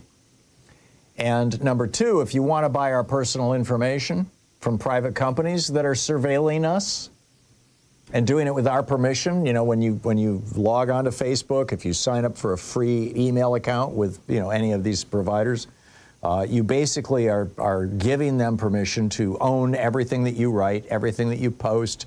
The pictures you put on Facebook now belong to Mark Zuckerberg. If you send an email to somebody, it's now the property of Google. They can aggregate your data. They can sell your data. There are these data brokers who compile this stuff. They're doing it in real time. It's huge. I wrote a book about it, The Hidden History of Big Brother in America. But I'm not the only one. I mean, there's numerous books out there on this topic if you want to do a deep dive on it. But it's not hard to find the information. But the government should not be doing this. Government has power that private corporations don't have. Google can't put you in jail. Facebook can't execute you by lethal injection. The government can. You're not going to see, Facebook throwing you in a concentration camp. Our government can. Google's goons aren't going to, shoot you in the face or shoot you 10 times in the back. Government can. And so what these Democrats are saying is government should not be allowed to buy this data from these data brokers, number one. Number two, we need to start regulating that whole data broker industry and get our damn privacy back. And number three, let's close this loophole in Section 702 of the FISA Act. Let's close this loophole and just explicitly say, if government wants our information, they have to get a warrant. They have to go to a judge. They have to have somebody swear under oath that they know that a crime is being committed, and then they'll have the basis for them to read our emails, look at our browser history, that sort of thing. Free Press Action explained Thursday, quote, Congress has until April 20th. I'm sorry, I said April 14th. It's April 20th. Congress has until April 20th to reauthorize Section 702. Stephen Miller is a leading advocate for extending Section 702 without any reforms. We urge Democratic members of Congress to refuse to reauthorize these powers without key reforms, including reforms to the government's warrantless querying of communications of people in the United States without prior court approval. They emphasize, quote, the imperative to close the so-called backdoor search loophole and also the data broker loophole, which lets the government buy its way around the Fourth Amendment. Earlier this month, they note more than 70 congressional Democrats demanded a new investigation into these warrantless purchases of our location data by ICE. So now ICE knows everything we've done and every place we've done it. Meanwhile, Michelle Goldberg, who is just a great writer. I am a big fan of Michelle Goldberg and her reporting. She pops up on MS Now from time to time as well. But she's a New York Times reporter, or actually an opinion columnist. Well, maybe both. I'm not sure how she bills herself over there. But anyhow, she went down to Florida to a campaign for governor by a guy named James Fishback. He's 31 years old, and he's running for governor in Florida. And she reports back that, number one, the rally was standing room only. It was packed. Number two, it was almost entirely 18 to 32-year-old men and occasionally the women that they brought with them, but it was the men driving this thing. Number three, Mr. Fishback, the guy who wants to be governor of Florida, is openly praising Hitler, or at least praising Nick Fuentes. In fact, many of them were wearing Nick Fuentes style hats, and Fuentes praises Hitler. She said, this is from reporting over at Raw Story by Daniel Hampton, Goldberg found crowds of economically frustrated young people who can't afford homes, can't move out of their parents' houses, and are finding answers in anti-Semitic conspiracy theories served up via Instagram and TikTok. By the way, we've been kicked off TikTok. We got banned. We said too many bad things about Donald Trump. TikTok is now owned by the Ellison family, the same people who are about to own CNN. It's wild. It's just absolutely wild. A December survey by the Manhattan Institute, and the Manhattan Institute is a conservative think tank funded by right-wing billionaires. The Manhattan Institute did a survey and found that more than half of all Republican men under 50 years old, more than half of them believe the Holocaust either didn't happen or was exaggerated. Sit with that for a minute. I mean, how much indoctrination, openly Nazi indoctrination, does it take for half of Republican men under 50 to believe that the Holocaust either didn't happen or was exaggerated? Michelle Goldberg writes, if you're young and have grown up in a country heaving from crisis to crisis, social media, a podcaster or a politician can go far by promising to unmask the dark forces behind it all. And that's it. I mean, young people know, they get it, that their future has been stolen from them, that their future was taken and it was given to the top 1%. That at least $50 trillion, Time magazine documented this back in 2017, $50 trillion. And the best guess now, Robert Reich, the former labor secretary, has used this number a couple of times in his newsletter. Some are arguing it's between 70 and 80 trillion has been transferred out of the homes, out of the retirement accounts, out of the pensions, out of the savings, out of the equity, and out of the paychecks of average working people in America, and into the money bins of the top 100th of 1%, or as we casually describe, the top 1%. I realize it's actually much smaller than 1%. And that has ruined the American middle class. The American middle class, when Reagan came into office, 2/3 of us were in the middle class. 1/3 of us had union jobs. My dad had a union job. I have one now. I'm a member of SAG-AFTRA. And, the country was solidly middle class in 1980 with one paycheck. Now 43% of us are in the middle class, and it takes 2 paychecks. So, young people, these young men are looking at this situation and they're going, yeah, we got screwed. Who did it to us? And then along come people like Nick Fuentes and this Fishback kid saying, oh yeah, it's the Jews who did it to you. And then you get people like Donald Trump and Stephen Miller saying, no, it's the black people and the Hispanics, they did it to you. I mean, you get people like the Tate brothers saying, oh, it's the women who did it to you. Or these other 3 guys that were just convicted of rape who were business partners to Jared and Ivanka. And young people are like, oh, well, now I know. Now I know who screwed me. So, let's do something about that. This is a disaster. And the media is not pushing back on it because the media, there's a bunch of Republican billionaires who think that this kind of anti-Semitism, this kind of hate, this kind of xenophobia is actually good for them. I'm telling you, it makes the Murdoch family billions of dollars. And now there's a whole bunch of others jumping into that pot. This is the Thom Hartmann Program. 16 minutes past the hour. A couple of final thoughts, and then I'll pick up your calls here on the other side of the break. Stay with us.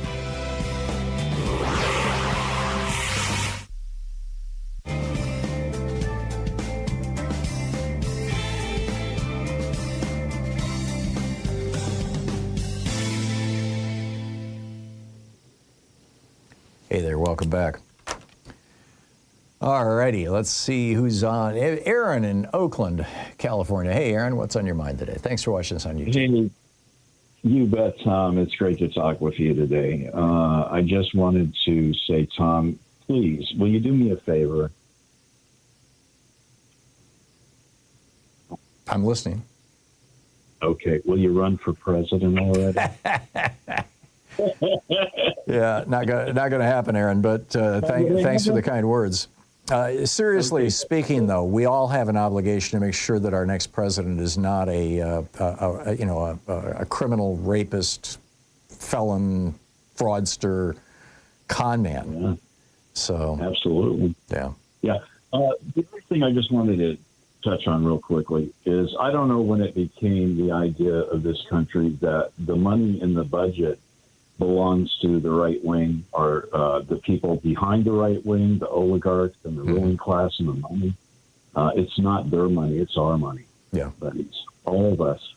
Whether we're immigrants or citizens, that money that's been set aside for immigrants by the U.S. Congress, that is obligated to help those immigrants. Yeah. Okay? And that's not a bad thing. Wake up, America. It's not a bad thing to help people. Yeah. Whether they have the citizenship or whether they have the yellow star of descent that is, it's going to become. Eventually, they'll have some sort of identifying mark, the GOP, for us, communist Democrats. Yeah. Yeah. No, Hitler certainly did it, and they've been following his playbook step by step. Aaron, thank you. Thank you for the calls. You said it so well. Keno in Lakeland, Florida. Hey, Keno, happy Frias Day. What's up? Happy Frias Day. I want to talk about the coming No King's Day, but real quick about Friday the 13th. You know why Friday the 13th is considered unlucky? No. I think I do. Okay. Why say you? Okay. Okay, originally Friday was the worship and honor to Mother God, and 13 was the Mother God's number. 13 menstrual cycles in a year, 13 lunar calendars, and it was a double lucky day in pagan days, and the Catholic Church condemned it as pagan symbolism and said the devil does tricks to people on the Friday 13th, but condemning it to cut out that there's divinity and femininity. It was a Catholic Church ploy. No, I know the Catholic Church first came up with the Friday the 13th is bad. I thought it had to do with that it was a Friday the 13th when Haman got hanged in the Book of Esther, but whatever. Maybe, but also it was a Mother God's day of respect and a double lucky day when 13th found the number for Mother God fell on the same day. Anyway, for No King's Day, I'm making a sign that says Congress arise. Instead of complaining, let's request that Congress assert itself. Now, my sign says Congress arise. Pass the immigration bill in 5 months. Be specific that by August, if we can have an immigration bill passed, and as you talked about earlier, get it off the table before the elections. But I request and invite people across the country to consider, and let's make it demand Congress arise, and make signs that say that, and not just complaining. I'm with you. Yeah, we need to do some real structural reforms, because if you don't think those concentration camps ICE is building right now are meant for you and me, eventually, I got a bridge to sell you in Brooklyn. Keno, thanks for the call. Great to hear from you. 20 minutes past the hour. I'll be back with you in 60 seconds.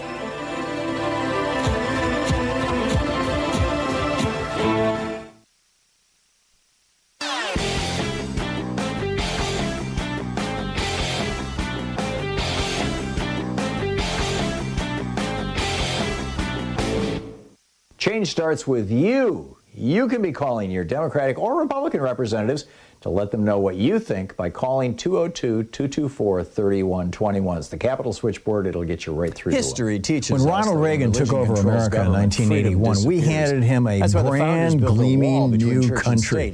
Franklin Roosevelt, Harry Truman, Dwight Eisenhower, Jack Kennedy, they had built America. We had brand new schools, brand new hospitals, brand new interstate highway systems, brand new.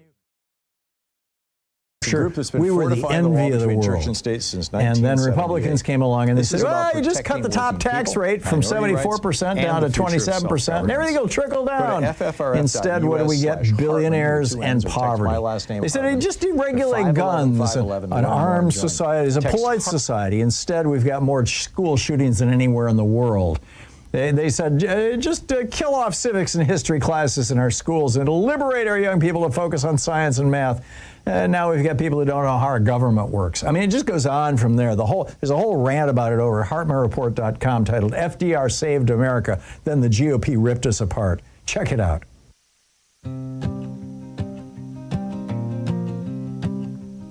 Welcome back. 22 minutes past the hour. Picking up, I just want to make one quick comment. I have, one of the cable TV networks, CNN Today, it's either that or MSNBC. I alternate on the monitor here in the studio, just in case Trump does something stupid or World War III breaks out or whatever. And the Chiron, the little message at the bottom, keeps talking about anti-Semitism in America in the context of this guy who drove his truck into the synagogue in Michigan. We now know that guy, that two of his brothers and their kids and his parents were killed. His parents are in the hospital, but his two brothers and their children were killed in an Israeli strike in Lebanon. I don't think this is anti-Semitism. I mean, there's no doubt in my mind the guy is anti-Semitic. He, hates Jews. That's not uncommon. Among people in that part of the world who have that history and that background. But I think this is the war coming home. This is what happens when you have a war, when you're out there killing people. And it's bizarre that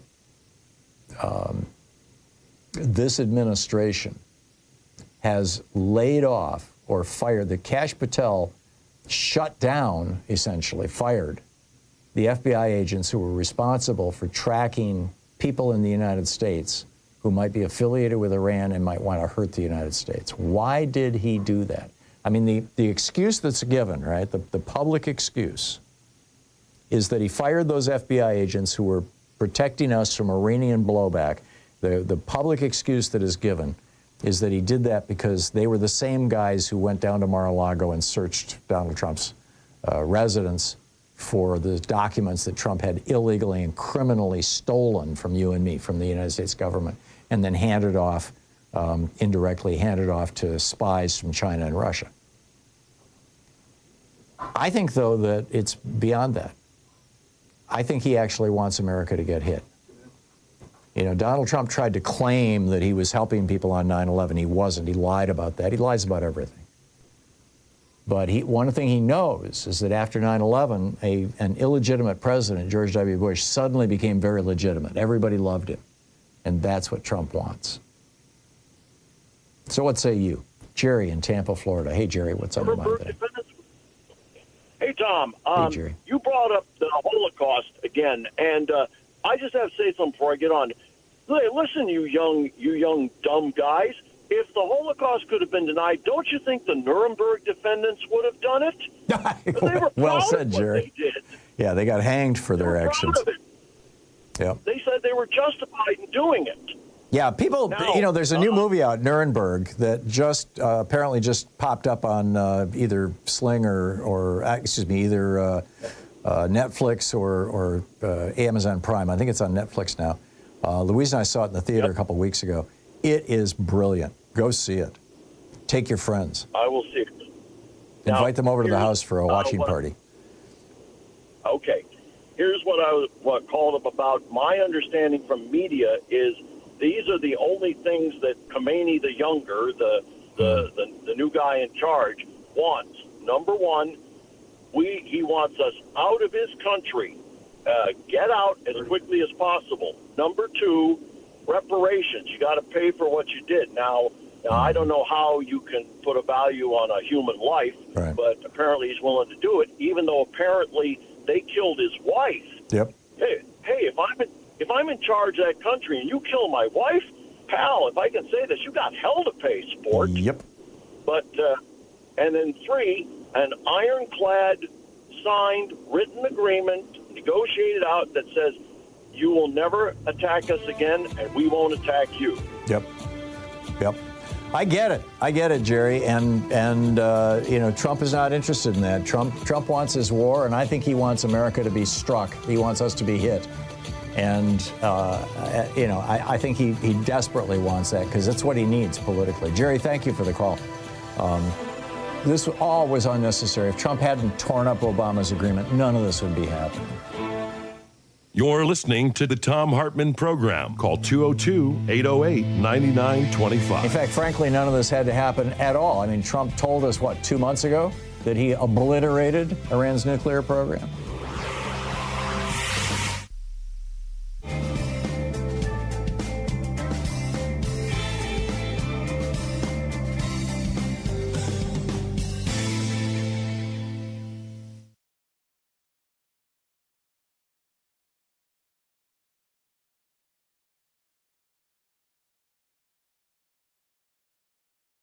Last chance. This is it. Last day of the fundraising drive. This is how we keep Free Speech TV on the air. It's how we keep this program going. It's how we keep this program coming to you via Free Speech TV. Every little bit helps. Seriously. You know, $5 a month, $15 a month, $25 a month. And today, whatever you give is tripled. It's, it's just an extraordinary thing. That these frontline funders have stepped up and said, yes, we're going to do this. It continually amazes me. You know, people of good conscience, good heart, just these wonderful people who are making this happen so that you and I can make a contribution to Free Speech TV and know that our $10 becomes $30, our $100 becomes $300. So please call now, 877-378-8669, or go to freespeech.org/donate and make your contribution now, particularly monthly. Thank you.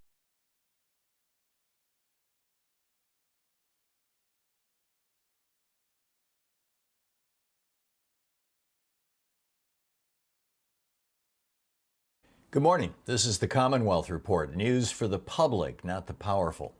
Did Trump just lie to our closest allies about the war? Trump told G7 leaders in a private call this week that Iran was, quote, about to surrender. 3 officials from 3 different countries confirmed it to Axios. He bragged that Operation Epic Fury, or is it Epstein Fury, got rid of, quote, a cancer threatening us all, then admitted that nobody knows who Iran's leader is, so there's no one left who can announce a surrender. Hours later, Iran's new supreme leader, Mojtaba Khamenei, went on state TV vowing to avenge martyrs, keep the Straits of Hormuz shut, and attack U.S. bases.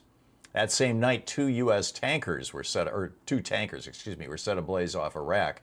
Oil is over $100 a barrel. Every other G7 leader pushed Trump to end the war. Officials described him as ambiguous and non-committal. When a president misleads allies during a live war, the world and America pays the price.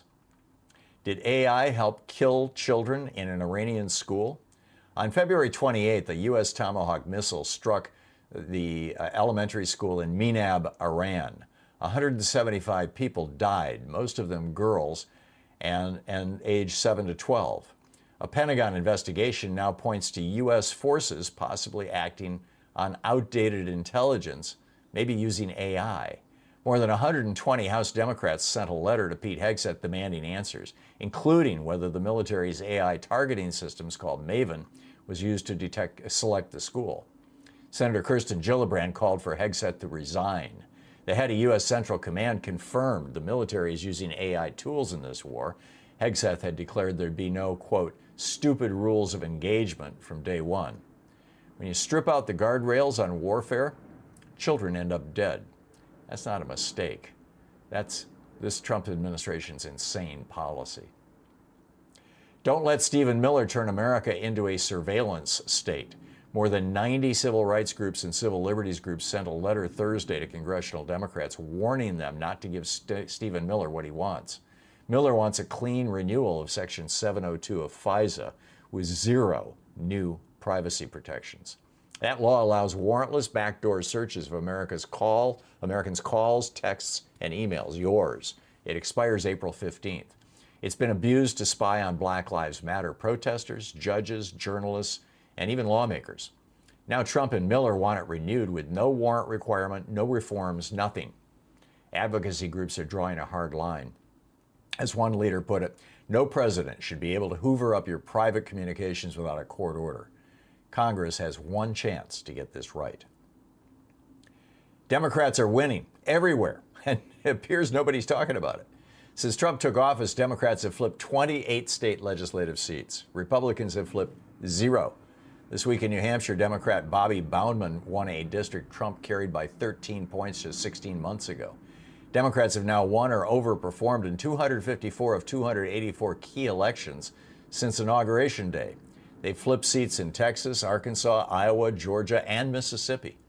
CNN's Harry Enton now puts Democrats' odds of taking back both chambers of Congress at 46% and rising. Trump's response to the bleeding? Demand Congress ban mail-in ballots. Voters aren't waiting for permission. They're already showing up. Is this what the Republican Party's future looks like? New York Times columnist Michelle Goldberg went to a Florida rally for James Fishback, a 31-year-old Republican running for governor. She came back alarmed. The crowds were standing room only, packed with young men, some still in high school, cheering anti-Semitic provocations and wearing the hats of Nick Fuentes, a self-described Nazi sympathizer. Fishback is polling at 32% among Republican primary voters aged 18 to 32. Goldberg found kids whose political awakening came through Kanye West's anti-Semitic posts, young people who can't afford homes and who are finding answers in conspiracy theories on TikTok and Instagram. Fishback doesn't represent the Republican mainstream today, but he's showing us one vision of what tomorrow's GOP could look like. And that should have us all worried. And that's the way it is today, Friday, March 13th, 2026.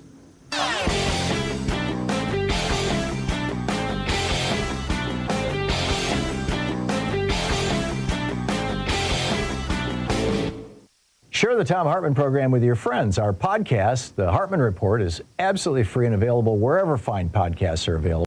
And the entire 3-hour podcast is available over at thomhartmann.com. So MAGA Mike and the Republicans want a religious test for people running for public office. They want to know that you are sufficiently Christian to be worthy of being elected. Right. MAGA Mike is one of these 7 mountain evangelicals. There are 7 domains where these dominionists believe that we need to have religion completely take them over. Education, religion, family, business, government, military, arts and entertainment, and the media. Seriously. This is not what Jesus was preaching when he said, give unto Caesar what is Caesar and unto God what is God's. This is the opposite, in fact, of what Jesus was teaching. It's the opposite of Matthew 25, where Jesus said the only way to get to heaven is by feeding the hungry, healing the sick, helping the poor. This is counter-Christian, anti-Christian, in fact. In fact, I think you could say it is the Antichrist's work. There's a piece about it over at HartmannReport.com. Check it out.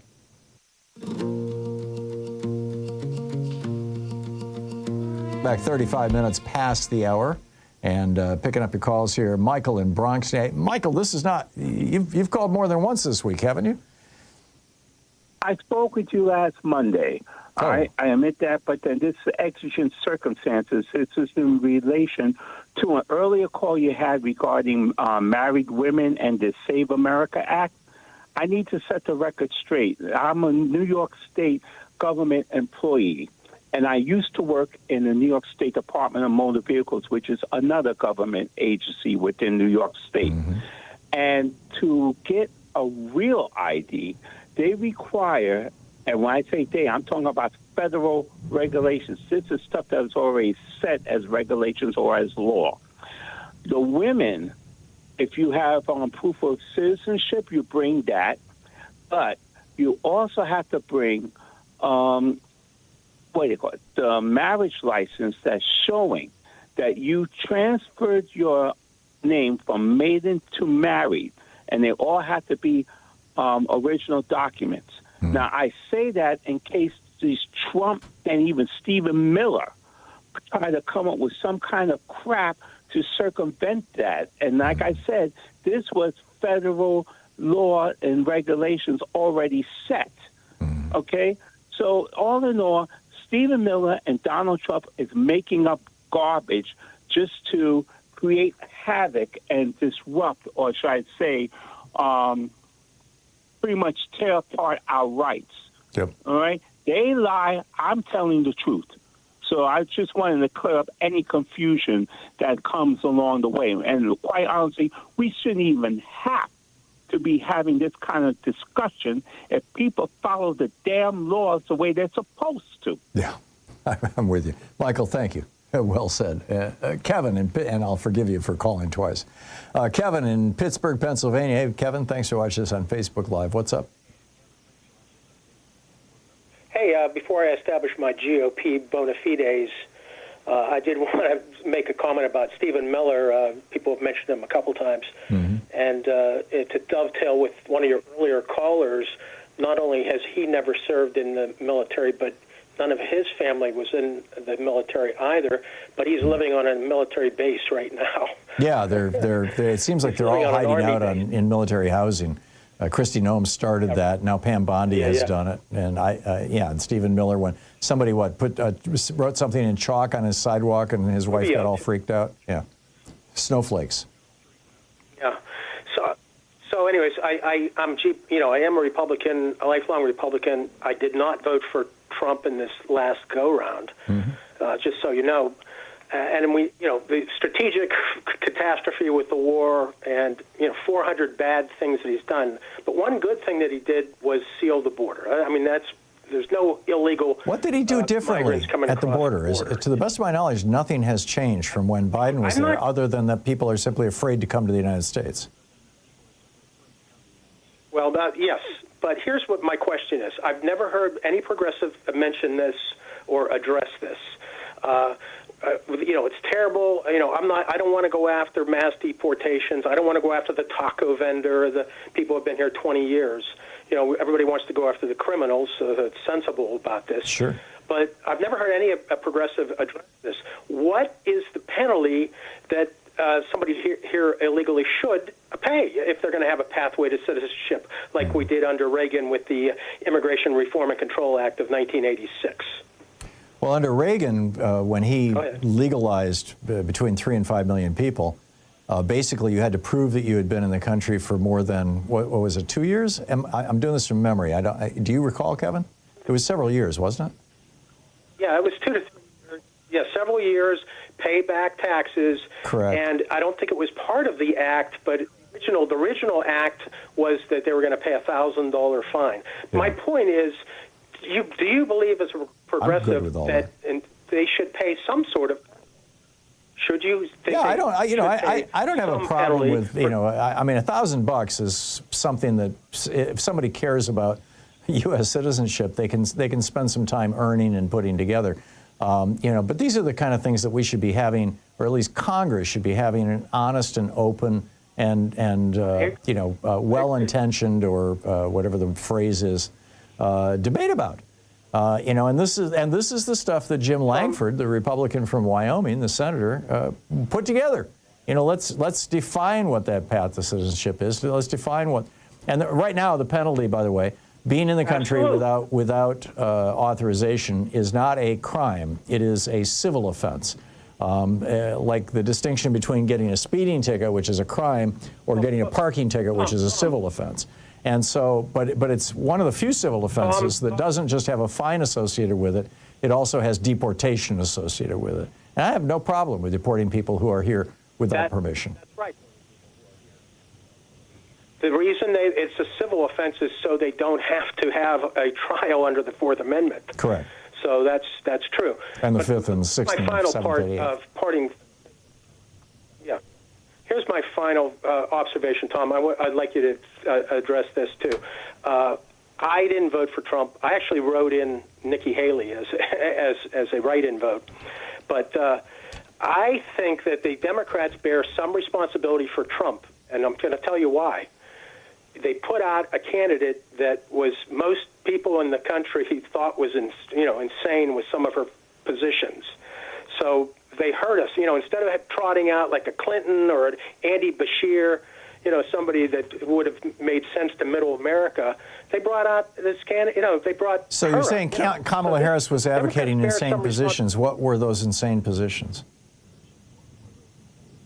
I'm not saying I personally do or do not believe it. I'm saying that the general public. No, I'm curious. I saw the ads, and I know that the main part of the ads attacking Kamala Harris by Republicans, or by the Trump, folks, was that 10 or 12 years ago, or maybe 15 years ago, she had said that she was in favor of prisons paying for or providing surgery to people who wanted to go through a transgender transition. And that was which is a position, by the way, that she no longer holds. But I'm wondering, you said that, Kamala Harris was promoting insane positions. Was it the $50,000 to help people buy their first home? If you let me tell it this way, it's the perception of her positions that obviously she lost by 5-6 million votes or whatever it was. Whether these positions were true, whether it was true or not, the positions that she was holding, she couldn't. Oh, I agree with you, Kevin. They thought the Democratic message was pathetic, and the Republican messaging was very, very effective. But the question I have of you as a rational Republican, and I love to talk to rational Republicans. My dad was one. Is what specifically was she saying that caused you not to want to vote for her? The perception of the loose border, the perception of the trans ideology being, promulgated with children, et cetera, et cetera. That's the thing that she couldn't sell. That everybody thought she was selling. Who voted against her? Yeah. The votes. A lot of those votes weren't for Trump. They were against her. No, I get that. And it wasn't a racial because we voted for. I voted for Obama. More than 80% of the ads against Harris were about that trans interview that she did, back 15, 20 years ago. I get that, and it did portray her in a, for anybody who has any doubts or questions or even just lack of knowledge about, I mean, I have a trans person in my family. I probably know more about it than most people. But for people who've never had any encounters with the trans community, you know, it was presented in a way that could seem scary. I get that. So I was just curious. Kevin, you know, thank you. Thanks for a candid conversation. Tom, it was all right. It was the children's trans problem that was. Yeah. Okay. I get it. And you know, there's debate there. One that I don't want to get into right now. And like I said, I think it was just a horrible failure of messaging. We'll be right back. It's just about 15 minutes before the hour. Stick around. You're listening to Thom Hartmann. Visit ThomHartmann.com for audio and video archives. It's talk media for the rest of us. Stick around. We'll be right back.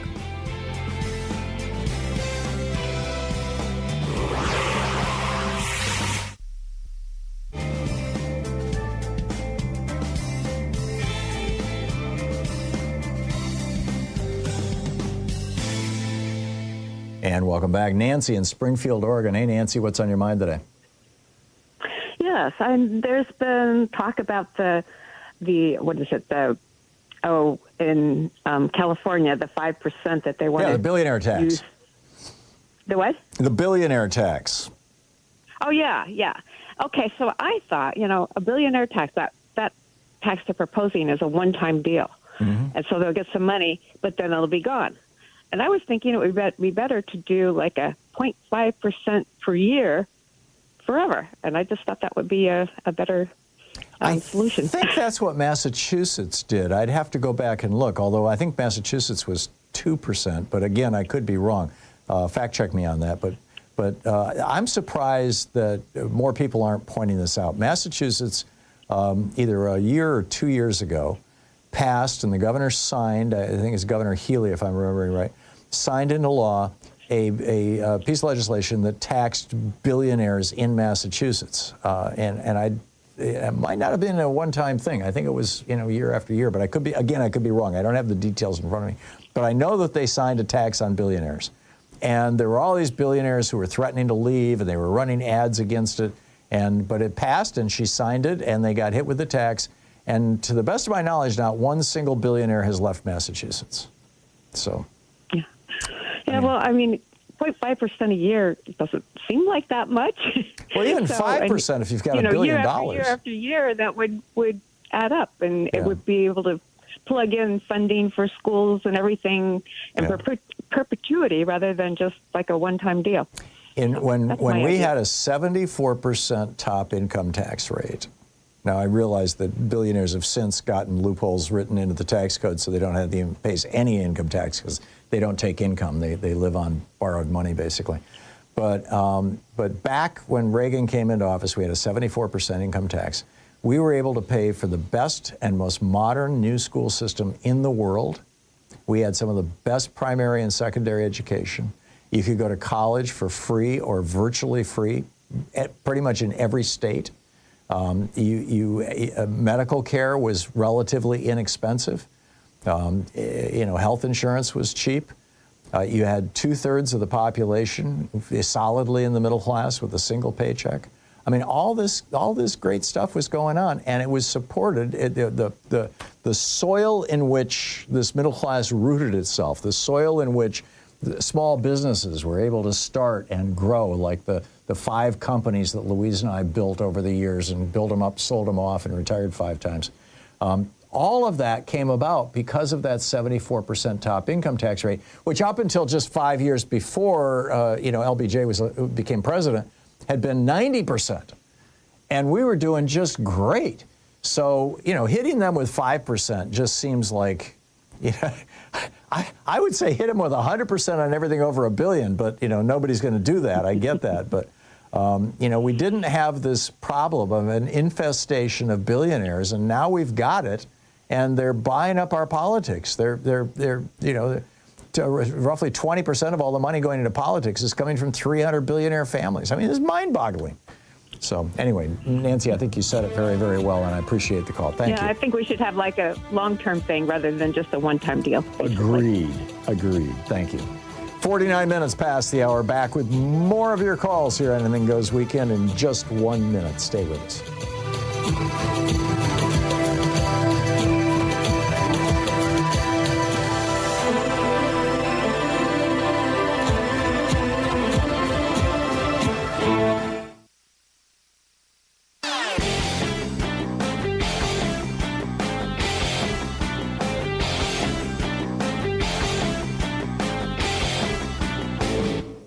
Hey, thanks so much for sharing our program and for reaching out to our stations and sponsors and letting them know that you're listening. It really means a lot to us. Between 1920 and 1980, America went from the middle class being about 10 or 12% of us up to being over 60% of us. What drove that was high taxation.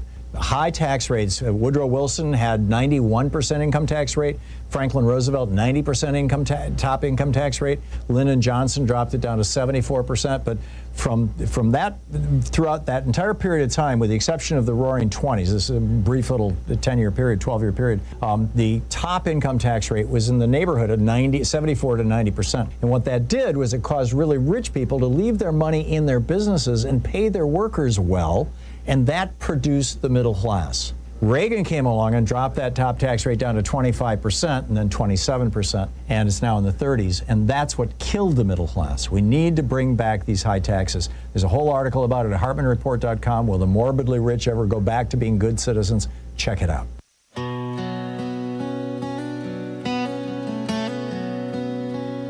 10 minutes before the hour, picking up your calls here. Wayne, and where I realize you're a trucker listening on Sirius. I'm in Tennessee. You're in Tennessee. Okay, Wayne, what's up?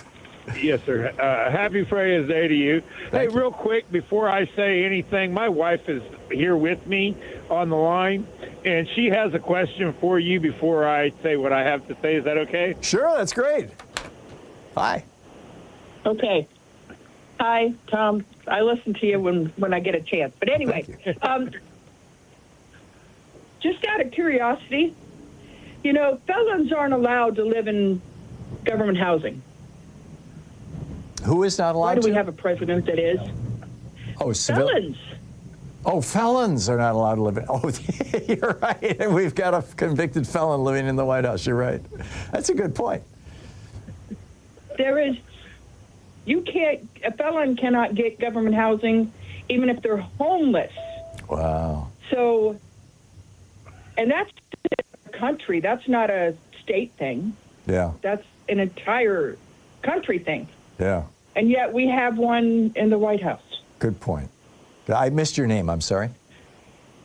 Brenda. I'm Brenda. Brenda, I missed, Brenda, brilliant analysis there. Wayne, did you want to add something, or you had a question? Yes, Tom. My thing is, Thank you. You know, Thank you, Brenda. with the Epstein and everything going on over in Iran, to cover up for the Trumpstein files and everything. All of my communicate with, and I still do, because if we completely cut off communications and don't try to understand where people are coming from, we'll never have an end to this until we have unless we have a civil war here in the United States. And what we see is no good. War, and and we still have 4 states that literally their state flags. We need less ambiguous for our state. So they went to each of the that lasted the whole 6 years that it did, and they still stand on that quote unquote heritage, that 6 years of heritage after hundreds of years. But the point that they have that they keep throwing at me, how Tehran, how the Iranian government and everything has been so bad to the United States. They're, with their taking hostages and our state houses and stuff that are overseas. And you guys don't realize that we states and the CIA and Israel jointly, and Great Britain jointly caused all of the problems that we have in the Middle East with Iran. That we funded a war in Iraq to we sent our weapons to Iraq. We needed Iraq to cause a war with Iran. We did this for my whole lifetime, basically. Yeah. And I'm 55. I don't know. You'd have to ask my wife. I'm 55 or 56. I don't know. I'm somewhere in there now. 54. Oh, wow. Okay, so I made myself older. Bless you, brother. Anyway, but you get where I'm coming from, though. From there, Tom. We're sitting in a situation where these people are talking to us, are talking outside of their heads and making excuses for the administration. Well, if we had already done this, then if we already obliterated them and back to 20, 30 years ago for retaliation, then why did we not continue bombing them? Make it make sense how continue bombing them from last year. Why did we bomb them 2 times and quit? Yeah, no, it's flat out crazy. And yeah, we screwed up Iran back in 1953 when we overthrew their democratically elected president because he wanted to keep the oil for his own country. You know, unforgivable sin. And you know, Bibi Netanyahu is desperate to have a little war with Iraq, or Iran rather. And his popularity, by the way, has just exploded in Israel. The Israeli population is solidly behind him. Because they correctly view Iran as a threat to Israel. But Iran is not a threat to the United States. Yeah, they held our hostages, but they held our hostages because Reagan cut a deal with them to hang on to our hostages back in 1980. That's well documented. New York Times had documented that. Ben Barnes, the former lieutenant governor of Texas, came out and said, I was on the plane to Paris to cut that deal. So, you know, there's a lot of bad governments in the world, Wayne. If we're going to go around and bomb every bad government in the world, we're going to be really busy for a really long time. And we're going to make a lot of enemies who are going to want to hurt us. So I don't understand how any of these right-wingers, I realize, you know, Sean Hannity and a few of my other colleagues are out there cheerleading for Trump and for this war. They're getting some pushback from people like Tucker Carlson. This is splitting the MAGA coalition. And now we're learning, and it's being widely reported, and Pete Hegseth called it a lie this morning, but obviously it's not, because the senators who were in the briefing heard this right from their mouths, that they had no idea and no plan for Iran shutting down the Straits of Hormuz, when Iran has been threatening to shut down the Straits of Hormuz since the 70s. I mean, this is what they always say. Correct. You know, and so I don't understand how these people can try to defend Trump. You know, lying us into this war. It's the Operation Epstein Fury here. Worried about. Yeah, there you go. Wayne, I'm out of time, but thanks for the call. And Brenda, nice to meet you, and I hope to talk to you both again. Nice to meet you. Thank you. It's we're hitting the top of the hour here. Democrats are winning everywhere. Nobody seems to be talking about it. I'll give you the details. And did AI help kill 160 kids in Iran? Let's talk about that too. Stay with us. We'll be right back. It's Anything Goes Weekend.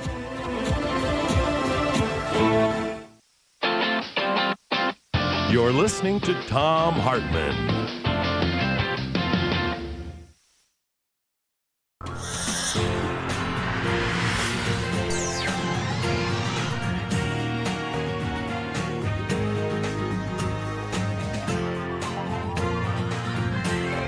We say fight back!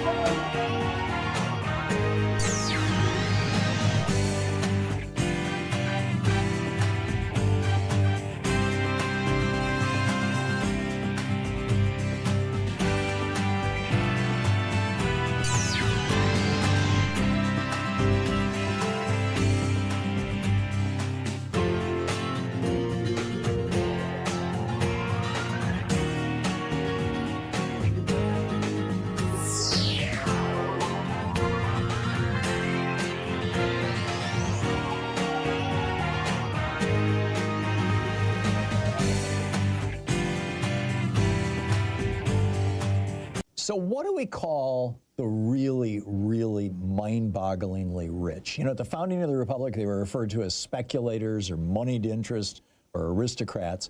In the years leading up to the Civil War, we called them the cotton lords and the plantation aristocracy. In the late 19th century, they were the robber barons. In the 1930s, FDR called them the economic royalists. But since the Reagan Revolution, we've just called them billionaires. And now, some of them want to call themselves tech bros. Like, that's kind of a good thing, like tech is positive and bros, like Mark Zuckerberg saying we need more masculine energy in American business culture. So we need a new phrase. I would like to suggest the morbidly rich. Morbidly suggests unhealthy. And the vast riches that some of these people have is unhealthy to our democracy, particularly since 5 Republicans on the Supreme Court said that morbidly rich people can buy politicians. And it's unhealthy for them, too. So morbidly rich. There's an op-ed over at HartmannReport.com all about it. Check it out.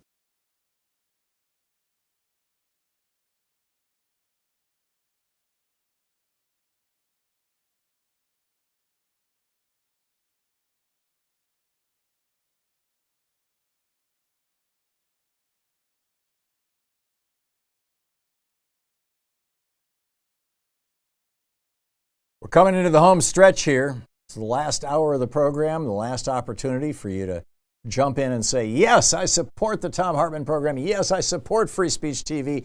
I appreciate the work that these folks are doing. And also to acknowledge the fine folks, our frontline funders, Andrew in California, Brenda in Texas, Joel in D.C., John and Jean in Newburgh, Oregon, Mac and Tiana in Cowdrey, Colorado, Mike in San Francisco, Mike in Tippecanoe County, Indiana, Patricia in Greeley, Colorado, and Yvonne and Ed in Easton, Pennsylvania. You can add your name to that list if you'd like. The folks who stepped up and said, whatever people give, we will double it. Not just, match it, but double it. $100 doesn't just become $200, it becomes $300. It is a big deal. So please call now, make your contribution, help keep this network going, help keep this program on the air. It's a critical time. Thank you.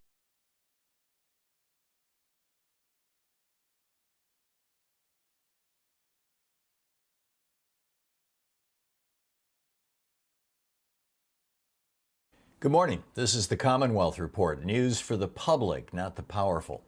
Did Trump just lie to our closest allies about the war? Trump told G7 leaders in a private call this week that Iran was, quote, about to surrender. 3 officials from 3 different countries confirmed it to Axios. He bragged that Operation Epic Fury, or is it Epstein Fury, got rid of, quote, a cancer threatening us all, then admitted that nobody knows who Iran's leader is, so there's no one left who can announce a surrender.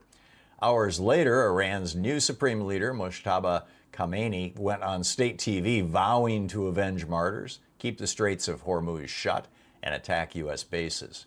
That same night, 2 tankers were set ablaze off Iraq. Oil is over $100 a barrel. Every other G7 leader pushed Trump to end the war. Officials described him as ambiguous and non-committal. When a president misleads allies during a live war, the world and America pays the price. Did AI help kill children in an Iranian school? On February 28th, a U.S. Tomahawk missile struck the elementary school in Minab, Iran. 175 people died, most of them girls, and aged 7 to 12. A Pentagon investigation now points to U.S. forces possibly acting on outdated intelligence, maybe using AI.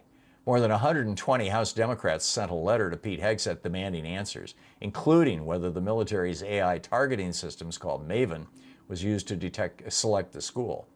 Senator Kirsten Gillibrand called for Hegseth to resign.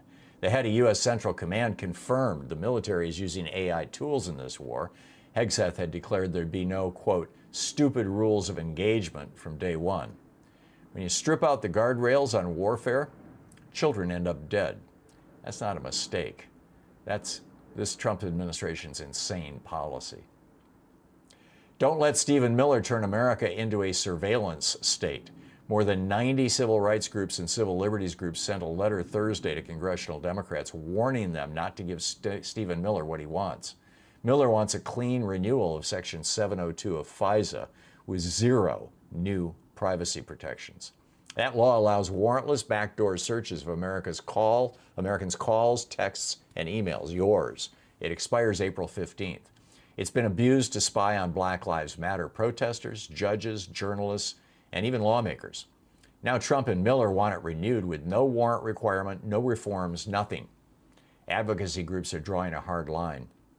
As one leader put it, no president should be able to hoover up your private communications without a court order. Congress has one chance to get this right. Democrats are winning everywhere, and it appears nobody's talking about it. Since Trump took office, Democrats have flipped 28 state legislative seats. Republicans have flipped 0. This week in New Hampshire, Democrat Bobby Boundman won a district Trump carried by 13 points just 16 months ago.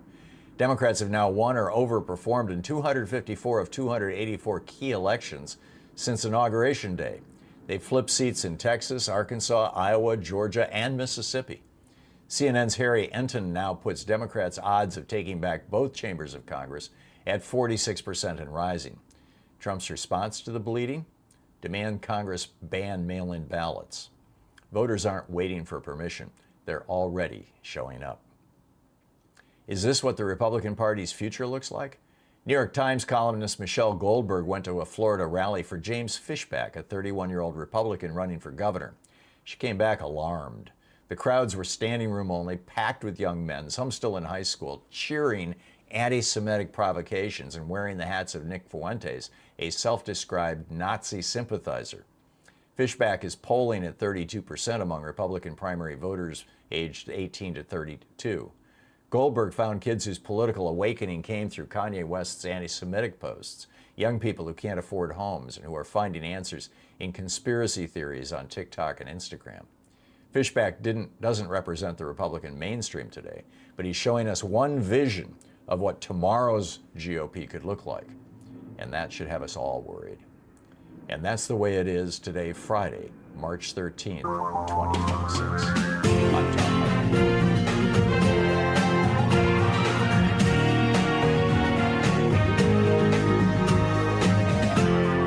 This is the Thom Hartmann Program.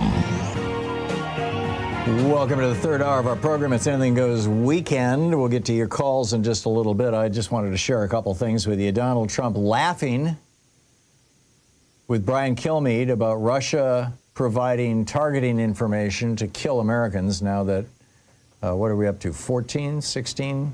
I believe it's 14 Americans dead. When this tanker just went down with 6 American soldiers on it, or airmen.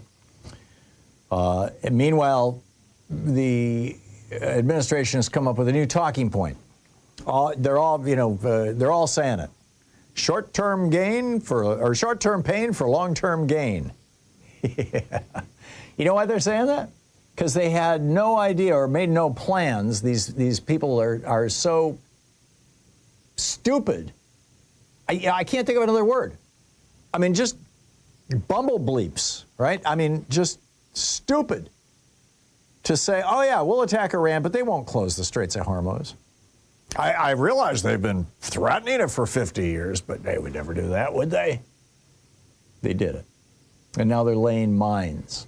It can take weeks to pull those mines out of there, and it's dangerous. It's difficult. So if you think this thing is over, it ain't close. It ain't close. And then this is this short-term gain. Even if people are I don't need to quote you. You've all heard it. The short-term pain for long-term gain. And then on top of this, Brian Kilmeade on Fox So-Called News asking Donald Trump. I'll just share the conversation with you. He says he's talking about American soldiers dying in the region, right? And he says, Kilmeade says, "You think Putin's helping them?" And Trump says, "I think he might be helping them a bit. Yeah, I guess. He probably thinks we're helping Ukraine, right?" And Kilmeade goes, "And you are, right?" And Trump says, "Yeah, we're helping Ukraine also." And he says that, and China would say the same thing. You know, it's like, hey, they do it, we all do it in all fairness. They do it and we do it. And then he laughs. I would think that if the President of the United States was told that another nation was helping a third nation kill American soldiers, Marines and airmen, and sailors, that he would get upset about it.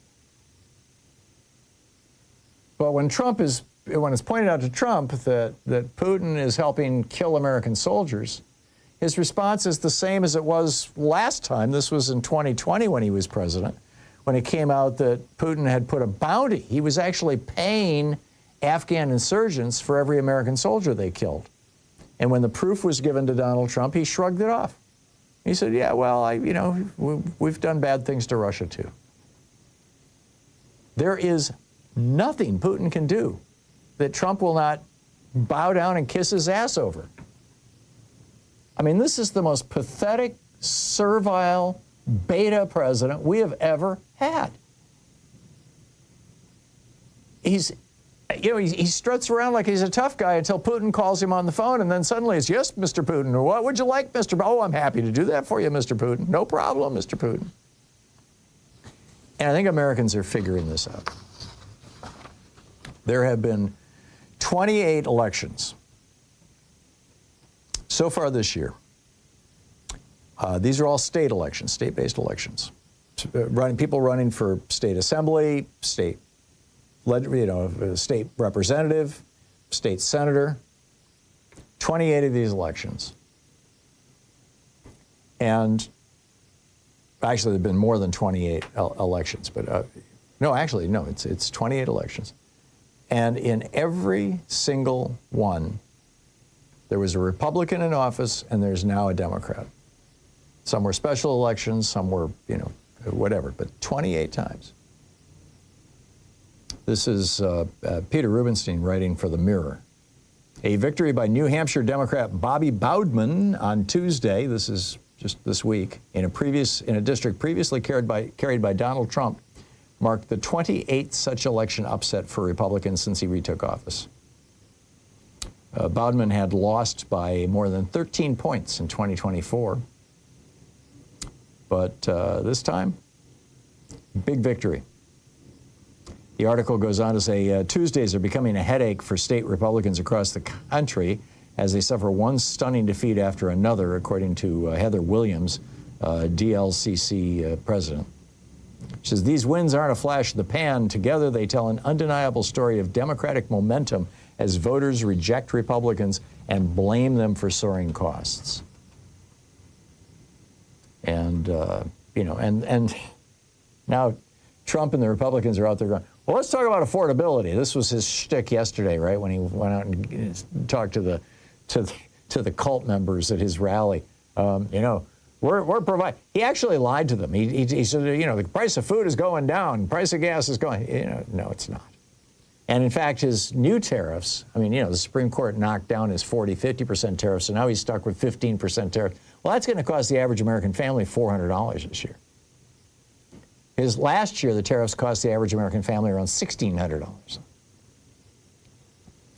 And so now he's got this new answer. He's like, well, yeah, it's going to be tough for a short period of time. We'll acknowledge that soldiers are going to die, that we're spending $1 billion a day in Iran, bombing the crap out of people when at the same time that we're cutting school lunch programs, we're cutting money out of Medicaid for low-income people and gig workers. At the same time we're doing all this stuff to Americans, refusing to fund America. We got plenty of money to blow up Iran because Bibi Netanyahu asked us to. It's incredible. 120 Democrats in the U.S. House of Representatives yesterday sent a letter to Pete Hegseth asking if the girls' school that was blown up because he was using AI, and the AI was running off an old bit of data. Did anybody bother to look, including the bomber? Maybe it was taken out by a missile that was, over the horizon and they couldn't see. If it was an airplane flying that and dropping bombs, you would think that they could see that there was a schoolyard, there was a jungle gym, a playground.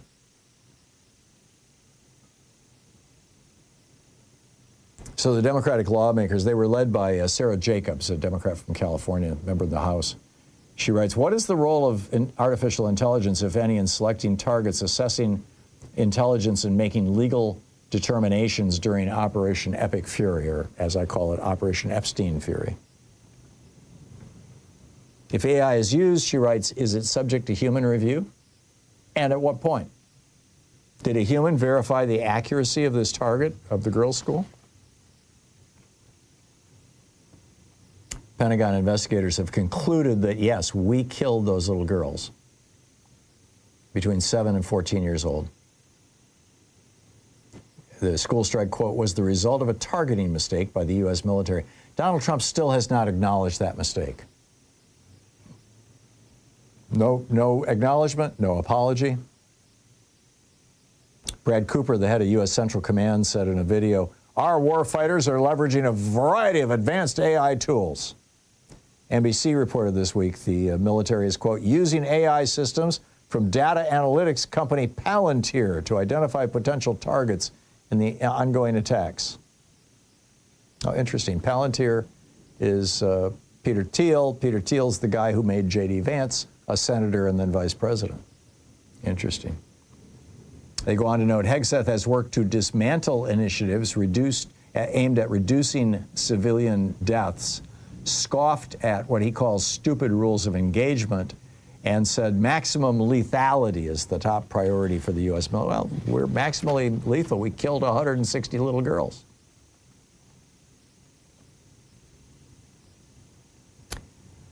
The lawmakers wrote, this is in this letter to Pete Hegseth, they quote, the U.S. and Israel have reportedly struck or impacted numerous civilian sites, including schools, hospitals, gymnasiums, public gathering spaces, and a UNESCO heritage site.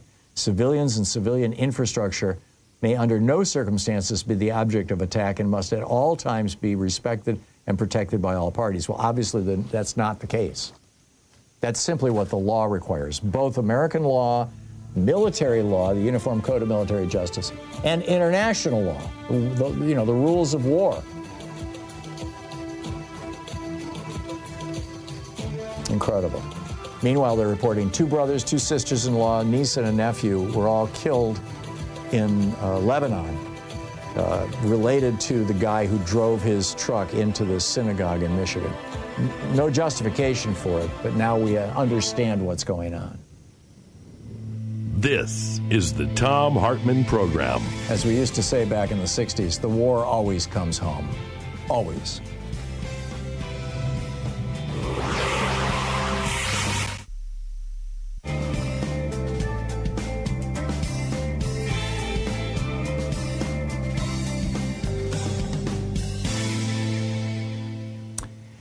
And, excuse me, and welcome back. Oh, my. Never yawn on the air, right? Larry in Los Angeles. Larry, what's on your mind today? Hey, I'd like to respond to one of your callers who claimed that the Democrats didn't have a message. Mm-hmm. Again, this is a subject matter that I've touched on before, but the Federal Reserve removed $1.4 trillion from the stock market during the period where the campaign was going on, and that caused the Dow to fluctuate and in many cases take a downward trend. And but even just staying even during an election period, the party in power always loses. They never extend their stay in the White House. This is something that most people have no idea is going on. The Fed knows. They just changed their policy. All of that cheating that I was telling you that was going on even before the election, when I first started noticing it, all of that cheating, they just codified it into Fed policy. And I saw one website, I lost it, but it said that the Fed is now willing to spend somewhere between $200 and $300 billion to smooth out the stock market. Now, the Democrats don't have to have the stock market smoothed out when they're in power. When did smoothing out the stock market become part of the Fed's mission statement? I thought it was to hold down unemployment and prevent inflation from getting out of control. No, it's to put Republicans in the White House. I get that, Larry, but I don't know where it's written down. If you go to the, I had 2 websites and one of them I just lost. But if you look up, where is that? It says the Fed's technical expansion, routine market maintenance. the Fed is maintaining, they're manipulating the stock market. They call it RMTs. If you look that up regarding the Federal Reserve, RMTs, they actually sell out the policy that they're doing. And there was another term, let's see, perpetual liquidity. Maintain ample reserves, mostly for the stock market is what they're doing this for. Yeah. They got away with it to put Donald Trump back in the White House, and they're continuing to do it. Yeah. All these people who are running around talking about the Democrats don't have a message. The Democrats don't. The Federal Reserve is corrupt. Yeah. Well, that's a good message. Did all this start with the housing crisis in 2008? Is that when the Fed started really intervening in the stock market, or has it been going on for a long time before that? That's when we got fascism in America. That's what this is. I keep trying to explain to people. That is American fascism. They take the money supply and they manipulate it so that they expand it by trillions of dollars, and then they give it to the corporations. All these corporations that are jumping in bed with Donald Trump, they get the money, and they finally figured it out. Hey, if a Democratic president gets in the White House, we don't get the money. So what do? They go out there and they make sure that the Democrats lose. Yeah. Yeah. That is not a fair playing field. I get it. Larry, I endorse your crusade. It's always great to hear from you. Thank you so much. I hope you have a wonderful weekend. It's 20 minutes past the hour. I'll be back with more of your calls in just a moment. It's Anything Goes weekend. Although at least one senator is calling out Pete Hegseth. I'll tell you about that, and then we'll get on the horn with you. Stick around.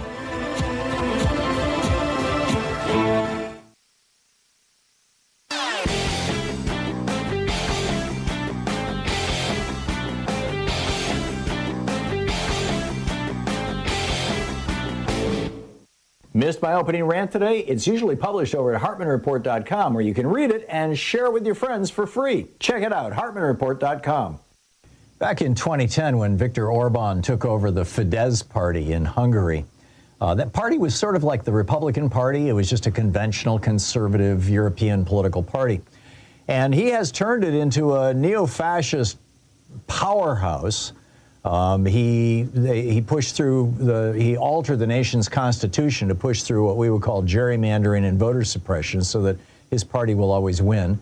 He campaigned on building a wall. Build a wall was literally one of his campaign slogans, and he did build a wall across the southern border of Hungary to keep out Syrian refugees who were fleeing the violence when Russia was bombing that country.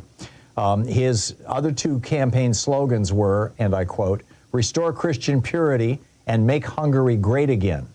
Seriously, back in 2010, 6 years before Trump. There's an amazing backstory about how Viktor Orban is being cloned, essentially, in the GOP. You can find the article over at HartmannReport.com. Check it out. 22 minutes past the hour, picking up your calls here. Welcome back, by the way. Dave in Hoffman Estates, Illinois. Hey, Dave, what's up? Hey, Tom. Yeah, earlier this week, that Maria Bartiromo, I believe it was asked Levitt, I think it was, about Trump bringing the draft back. And she's saying, that, all options were open and that. But when they talk about bringing this back, the draft, we haven't had it in 53 years. Right. However, we still got the Selective Service. And a lot of people, the U.S. citizen, all male U.S. citizens and immigrant non-citizens who are between the ages of 18 and 25 are required by law to have registered within 30 days of their 18th birthdays and must notify the Selective Service within 10 days of any changes. Now, after ICE been deporting legal and illegal immigrants, if a draft were ever necessary, our Homeland Security has made us less safe. And well, that's interesting. I didn't realize that non-citizen but legal immigrants had to register for the draft. Are you sure of that? Yes, sir. Wow. Read up on the Selective Service and you will see it. Okay, I'll take your word for it. And if a draft was necessary, instituted, they would first take men turning 20 years old, then those 21 and so on through 25 with 18 and 19-year-olds last. And the Institute of Draft, Congress would have to update the Military Selective Service Act with specific references to the current conflict. And the president would then have to sign it. Talk about irony of ironies. Yeah. a 5-time draft dodger would sign off on it, and there he goes, screwing Vietnam veterans again. Their grandchildren would be the ones getting picked this time. Yeah, it's the Coles to Newcastle syndrome. It's wild stuff. Dave, thanks. Thanks for educating me. I appreciate it. Okay. Thanks for the information. Hugh in Orlando. Hey, Hugh, what's on your mind today? Hey, Tom. Happy Friday to you. Thank you. Back at you. Here's my comment. I think it was like day before yesterday. I saw Donald Trump give this speech where he said oil prices are coming down and the war with Iran will soon be over. Right. And I thought, wait a minute, I've heard this before. It was 6 years ago, almost to the day, when Donald Trump got on television and told us that COVID infections were coming down and that the pandemic would be over by Easter. Yeah, this is a guy who believes he can create reality by the force of his will. It's the same thing all over again. Yep. Oil prices coming down, the war with Iran is over. So I hope that history doesn't repeat itself in 2 or 3 years from now. We're still at a war with Iran, and the numbers are even in $200 a dollar oil barrels. Yeah. Ironically, this may end up being a good thing for America, if we can make it through, because the countries that are doing really well right now, like China, they get half their electricity from solar and wind. Your northern European countries are pushing well over 90% of their energy is coming from renewable sources. They are far less concerned about this than we are. And Trump just gutted our renewable resource stuff. I mean, you've got car company, Ford stopped making the electric F-150s, which are just really cool cars. And, Chevy is abandoning a line. I believe Volkswagen might be. There's a bunch of companies that are just like, hey, let's not sell electric cars in America anymore because Trump is actively hostile to them. He killed Biden's plan to have 100,000 new electric charging stations all over the country, for example, and killed off the subsidies for putting solar panels on your house. So, Trump really screwed us, and, in terms of being ready to deal with an oil shock, and then got us the oil shock. But, I think that it's going to accelerate, particularly at the state level, this move towards solar and wind energy, and that'll be a good thing for this country. Not that I hope you're right. Yeah. From your mouth to God's ears. Yeah, but we will see. I mean, over the short term, it is going to be pain, and that short term pain is has already led to the death of 15, 16 Americans, something like that, and more to come. There's I think that we can safely predict. Hugh, thank you for the call. Thanks for listening to us on Sirius XM there in Orlando. Appreciate it. It's 27 minutes past the hour. I'll be back with more of your calls on Anything Goes Weekend right after this. Stay with us.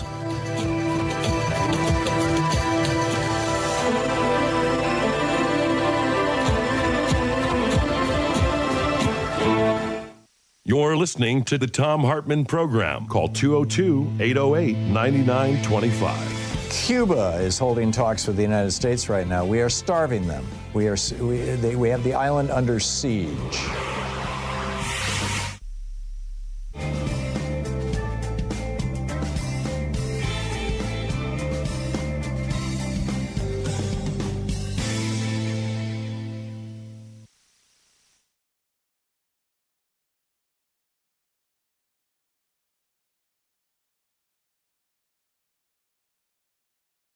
Here we are, one more break after this, and that's it. Last chance to donate to Free Speech TV and essentially vote for this program, vote for this network, say that you want to see this network continue, and we've got these great frontline funders who are doubling, tripling, essentially, your gift. Your $100 becomes $300, your $5 becomes $15, whatever it may be. Your $1,000 becomes $3,000. If you call now. 877-378-8669, or go to freespeech.org/donate, or just freespeech.org and hit the donate button. And when you're giving, there's some great premiums, including an autographed copy of my latest book, some great premiums, with the one-time gifts, also with the monthly gifts. But the monthly gifts are really the sweet spot. So please consider making a regular monthly donation, even if you do a one-time gift. So please call now or go to freespeech.org. Thank you so much.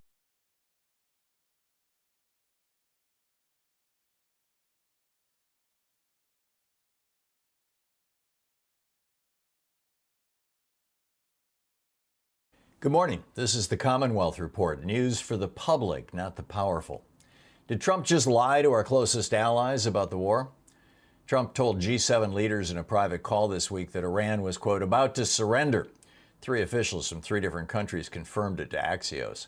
He bragged that Operation Epic Fury, or is it Epstein Fury, got rid of, quote, a cancer threatening us all, then admitted that nobody knows who Iran's leader is, so there's no one left who can announce a surrender.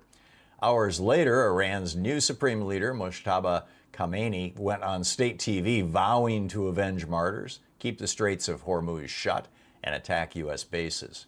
That same night, 2 tankers were set ablaze off Iraq. Oil is over $100 a barrel. Every other G7 leader pushed Trump to end the war. Officials described him as ambiguous and non-committal. When a president misleads allies during a live war, the world and America pays the price. Did AI help kill children in an Iranian school? On February 28th, a U.S. Tomahawk missile struck the elementary school in Minab, Iran. 175 people died, most of them girls, and aged 7 to 12. A Pentagon investigation now points to U.S. forces possibly acting on outdated intelligence, maybe using AI. More than 120 House Democrats sent a letter to Pete Hegseth demanding answers, including whether the military's AI targeting systems called Maven was used to select the school. Senator Kirsten Gillibrand called for Hegseth to resign. The head of U.S. Central Command confirmed the military is using AI tools in this war. Hegseth had declared there'd be no, quote, stupid rules of engagement from day one. When you strip out the guardrails on warfare, children end up dead. That's not a mistake. That's this Trump administration's insane policy. Don't let Stephen Miller turn America into a surveillance state. More than 90 civil rights groups and civil liberties groups sent a letter Thursday to congressional Democrats warning them not to give Stephen Miller what he wants. Miller wants a clean renewal of Section 702 of FISA with 0 new privacy protections. That law allows warrantless backdoor searches of Americans' calls, texts, and emails, yours. It expires April 15th. It's been abused to spy on Black Lives Matter protesters, judges, journalists, and even lawmakers. Now Trump and Miller want it renewed with no warrant requirement, no reforms, nothing. Advocacy groups are drawing a hard line. As one leader put it, no president should be able to hoover up your private communications without a court order. Congress has one chance to get this right. Democrats are winning everywhere, and it appears nobody's talking about it. Since Trump took office, Democrats have flipped 28 state legislative seats. Republicans have flipped 0. This week in New Hampshire, Democrat Bobby Boundman won a district Trump carried by 13 points just 16 months ago. Democrats have now won or overperformed in 254 of 284 key elections since Inauguration Day. They've flipped seats in Texas, Arkansas, Iowa, Georgia, and Mississippi. CNN's Harry Enton now puts Democrats' odds of taking back both chambers of Congress at 46% and rising. Trump's response to the bleeding? Demand Congress ban mail-in ballots. Voters aren't waiting for permission. They're already showing up. Is this what the Republican Party's future looks like? New York Times columnist Michelle Goldberg went to a Florida rally for James Fishback, a 31-year-old Republican running for governor. She came back alarmed. The crowds were standing room only, packed with young men, some still in high school, cheering anti-Semitic provocations and wearing the hats of Nick Fuentes, a self-described Nazi sympathizer. Fishback is polling at 32% among Republican primary voters aged 18 to 32. Goldberg found kids whose political awakening came through Kanye West's anti-Semitic posts, young people who can't afford homes and who are finding answers in conspiracy theories on TikTok and Instagram. Fishback doesn't represent the Republican mainstream today, but he's showing us one vision of what tomorrow's GOP could look like, and that should have us all worried. And that's the way it is today, Friday, March 13th, 2026. I'm Thom Hartmann.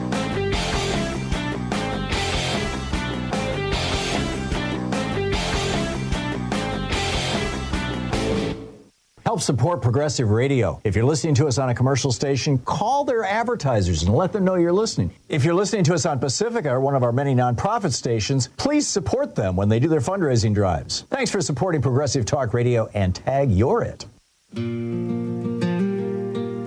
Welcome back. 34 minutes past the hour. It's your media support group for We the People. Mario in Chicago. Hey, Mario, what's on your mind today? Mr. Hartmann, thank you so much for taking my call, sir. Very quickly, I want to remind this Republican fellow that called that, yes, he voted for Donald Trump. Definitely, no question about that. And then second, he has to know that it's not shutting illegal workers, it's illegal hiring. The rich people want to help these companies so they got cheap labor. Mm-hmm. But nevertheless, I just want to make a shout out to all the people that advertise in your program, and people should call them. I called this person that you advertise, Brookfield Tax Service. Mm-hmm. I called them. I met the gentleman, great gentleman, and very, very brilliant. And he was telling me that he's listened to you the same time that I've been listening to you for more than 20 years. Sweet. Yes, support the business that advertising, because without them, we won't have you. And then second and most important thing, another lady called, grab a sign and go to the corners. It's rewarded. When people come and scream at you or positive, yes, one or other Trumpenians come and tell you bad things, but they are minimum. A lot of people want to see this, and it's so rewarding when you are in the corner with a sign, making your point that we have to get our country and gear that we need to. Otherwise, if we don't get up in the corners, it's going to be a problem. I agree. Thank you, Mr. Hartmann. Thank you, Mario. Thank you, and good on you for contacting advertisers and letting them know you're listening and thanking them for supporting the station. Mr. Paul Jaff is a fantastic. Go and see this man. It's a brilliant. Okay, and you got it. Brookfield Tax Service. Okay, thank you, Mario. Bye-bye. Appreciate it. Fred in Altamont Springs, Florida. Hey, Fred, what's on your mind today? Greetings, Tom. Hey. Yeah, well, we're at war, and it's Friday the 13th. What could go wrong? Right. What could possibly go wrong? Yeah. Well, I'll bring something up, and I hope it doesn't come to pass. You know, we have these ships out there in the Persian Gulf, and they're talking about these tankers, and, you know, a couple of them been hit, and it's on fire, how terrible that is. But we also have compressed natural gas ships out there. And I remember hearing about them in the past. If one of them ever got hit by a bomb, I heard they would go up like an atomic bomb. I don't know if you maybe they put safeguards on them now. I don't know. I don't. But, man, that would be terrible. Yeah, it makes a hell of a lot of sense. I mean, I saw that one oil tanker that was burning in the Gulf that got hit, was it yesterday morning or the evening before? And, you know, it was pretty ferocious, but it was just burning oil, right. You know. But liquid natural gas, you're right, it's under massive amounts of pressure. And, you know, and gas, I mean, burns so much faster. I don't know what the impact of that would be. I don't know if it would go off like an atomic bomb or like a regular bomb or and I don't want to find out, but you know, it's. Can you imagine being a crew on one of those things? My brother-in-law was a sea captain. You know, he spent years and years and years at sea, and you know, I think of him. You know, I think of people who there's people on those boats, you know, and they're human beings, and Trump is going, well, don't be a chicken, just go out there. But the Navy won't escort them because the Navy is like, no, sorry, we're chicken. we're not going to do it. Yeah, we're not suicidal out there if they do. Yeah, exactly. Yeah, you know. Oh, yeah, and also you're talking about the SAVE Act. I just heard that DeSantis just passed a Florida Save Act that's going to be terrible. I don't know. Yeah, it's not quite as extreme as the federal one, but it's damn close. And I mean, voter suppression has been a major strategy in red states to keep them red, and they've been. I know, and he's terrible. God, thank God he's going to be leaving, but who knows? Hopefully, we don't get that crazy fish guy that's going to be. The Nazi. Let's replace DeSantis with an actual Nazi. I mean, why pretend anymore? Fred, brilliant. Thank you so much for the call. Great to hear from you. John in San Francisco. Hey, John, what's on your mind today? Yeah, hi, Tom. I got several things. First off, the woman who called about having a 0.5% tax on the billionaires in California, my version of it is 1% tax every year, and sell it to the billionaires this way.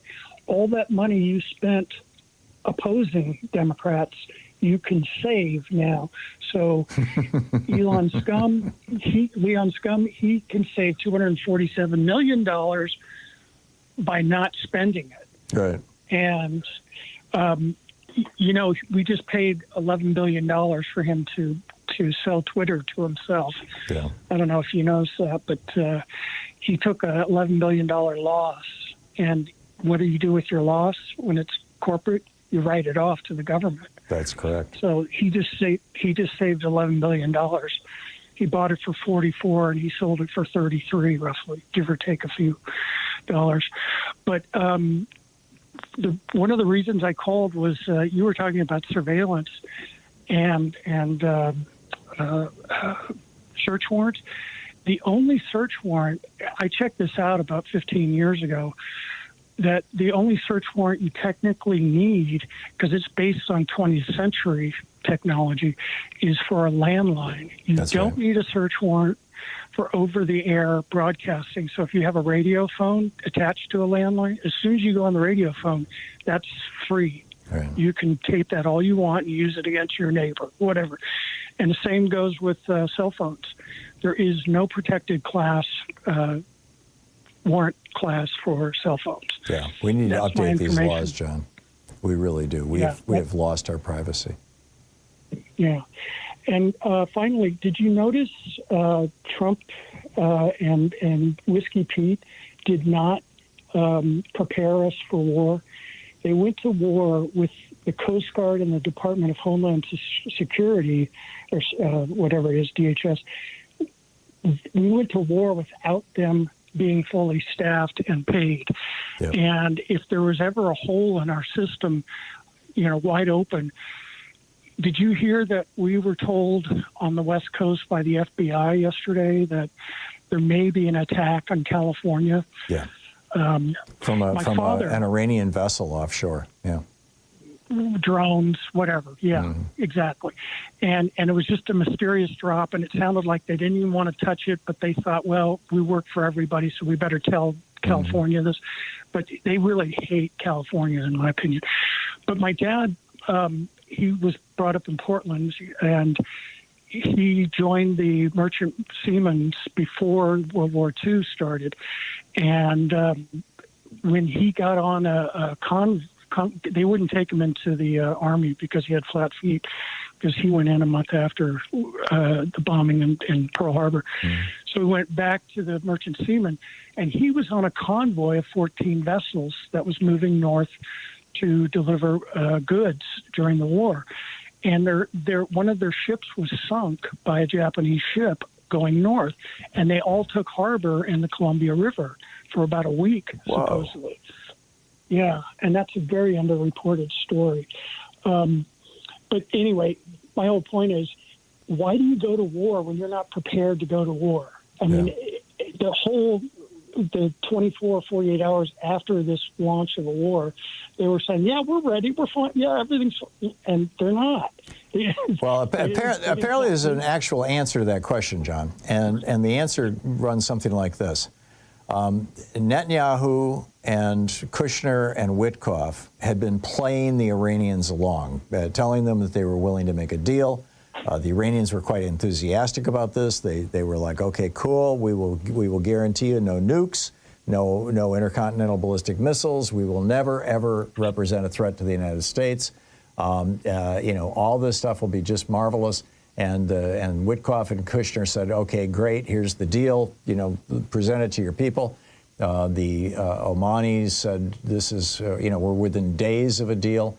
But the Iranians had to take it to the Grand Ayatollah and his inner crowd. And so, suddenly you had 40, 50 of these top people in Iran sitting in one place debating whether or not they should take this deal. And that was the point at which apparently Netanyahu called up Trump or Kushner or whatever and said, okay, they're all in one spot. I can kill them all right now. Let's go. And Trump and Kushner said, cool, let's do it. Ignoring all the other stuff you should have in place before you start a war. Yeah, no, and tell all your allies ahead of time what you're doing, at least a few minutes ahead of time. Yeah. Anyway, anyway, well, I got a lot more, but that's all I can get in today. Thanks for listening. That was a good one, John. Thank you. 44 and a half minutes past the hour. I'll be back with more of your calls on the other side of the break. Stay with us. We'll be right back.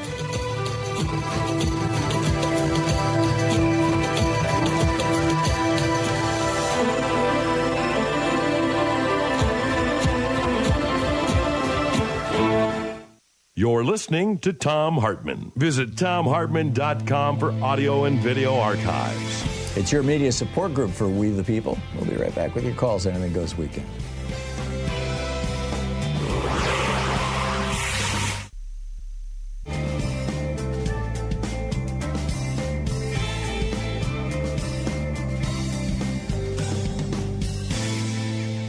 And welcome back. Jeff in Portland. Hey, Jeff, what's on your mind today?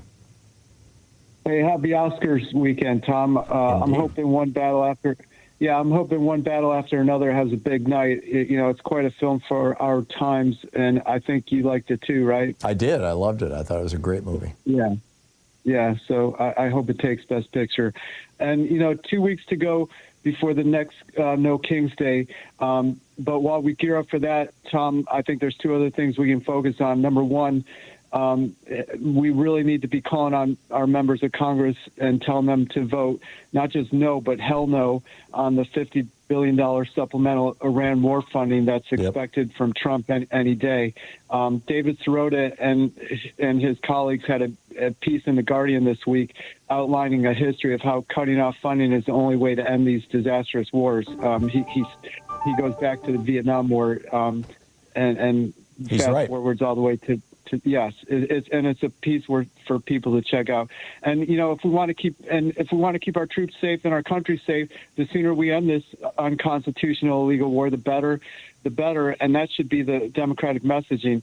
And finally, Tom, brilliant Hartmann report today on the billionaire heist of our democracy. And I wanted to point out, you've gotten a lot of calls this week on the James Taylor RICO, but, I haven't heard anybody mention that, his primary campaign took square aim at this billionaire class takeover, anti-oligarchy. So hopefully he'll keep that up. And, he's also embraced Jasmine Crockett and her supporters by saying it was an honor to run against her, and it's on him to earn their trust and support. To me, that's a great attitude. That's how you build a winning coalition. I wish Hillary Clinton would have done that in 2016, had that kind of attitude.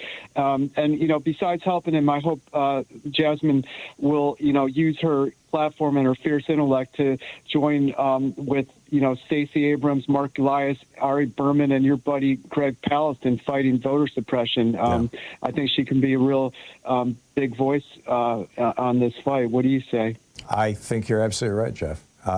Jasmine Crockett is a rock star. I mean, she's an absolute rock star. And I don't know what she's going to do next, but whatever it is, I support it.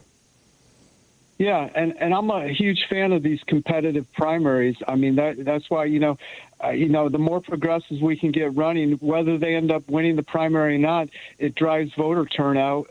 The Democrats had more people show up in the primary in Texas this year, more than the Republicans showed up for their primary, and that you got to go way back in the history of Texas before that's happened. So, and he's taken the attitude. He's going to keep that enthusiasm by bringing in her supporters and hopefully pull the upset that we need for the Senate in Texas.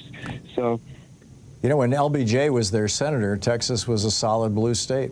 It's why Jack Kennedy picked him as his running mate. I think Texas can flip blue again. I really do. Yeah. I hope you're right. There's a post at the very top of Daily Codes right now from a guy who's in Texas and very into Democratic politics, and he says, basically, don't count your chickens, don't be disappointed if we don't go blue, blah, but maybe, you never know. So, Jeff, I got to run, but thanks for the call. It's nice to hear from you. It's 48 minutes past the hour. I'll be back with you in just a minute. Stay with us. It's the Thom Hartmann program, occupying the media 3 hours a day, 5 days a week, right here.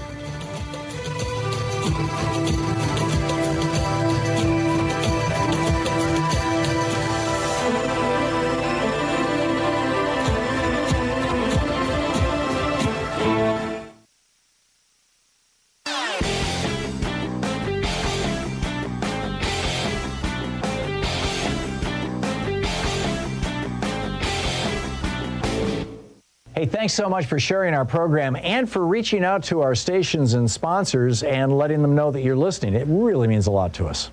Human beings have a couple of unique characteristics. The first is that we can be very tender and loving and concerned and caring toward people we perceive as being our group, us. We can also be extraordinarily violent against people that we consider to be them if we think of them or this other as a threat. Probably the classic example of this is Adolf Hitler convincing Germans that, Jews were a threat to them and good Germans going along with the Holocaust. Well, this othering is built into our DNA. This is, ancient stuff. And the Republican Party, since the time of Nixon, when he started, picking up the white racist vote after Democrats laid it down in the 60s, the Republicans have been using this to try to other minorities in America as a political strategy. And this is really deadly stuff. There's a whole op-ed about it over at HartmannReport.com. Is othering human nature's deadliest instinct? Check it out. Welcome back. 10 minutes before the hour. Picking up your calls here. Paul in Woodinville, Washington. Hey, Paul, what's on your mind today? Well, Tom, I have to pick up where Larry left off in rebutting that idea that Democrats didn't have a message. Kamala Harris was a mouthful of message, and none of it included transgender surgery for kids at school. I'm sorry, that Republican they called, that's not a reasonable conversation. But that was what the Republican advertisements all said, Paul. I know they said that, but so you can't blame a Republican for believing the ads from his own party. Okay, well, how about this, Tom? You didn't ask him about this, and I know he must have heard it because Kamala Harris certainly brought up that Donald Trump was a convicted felon on 34 felony counts of fraud and rape. Okay, so he heard that. So if he says that he was concerned about that, he heard what she said. She didn't say anything about transgenderism at school. Okay, the kids could get that. And by the way, there's a broadcaster down there, and you know who he is, who was saying, I challenged him on that, is where he's getting that. And you know what his response was? That, well, kids, do you support kids being able to ask for medical help at school? And I said, hell yeah, if a kid is sick, he has a right to see a doctor if his parents won't or can't take him to the doctor. That's how they do this. But yeah, you we used to have nurses in schools. You didn't ask him, were you aware that Donald Trump was convicted on 34 counts of fraud, felony counts of fraud? You didn't ask him that.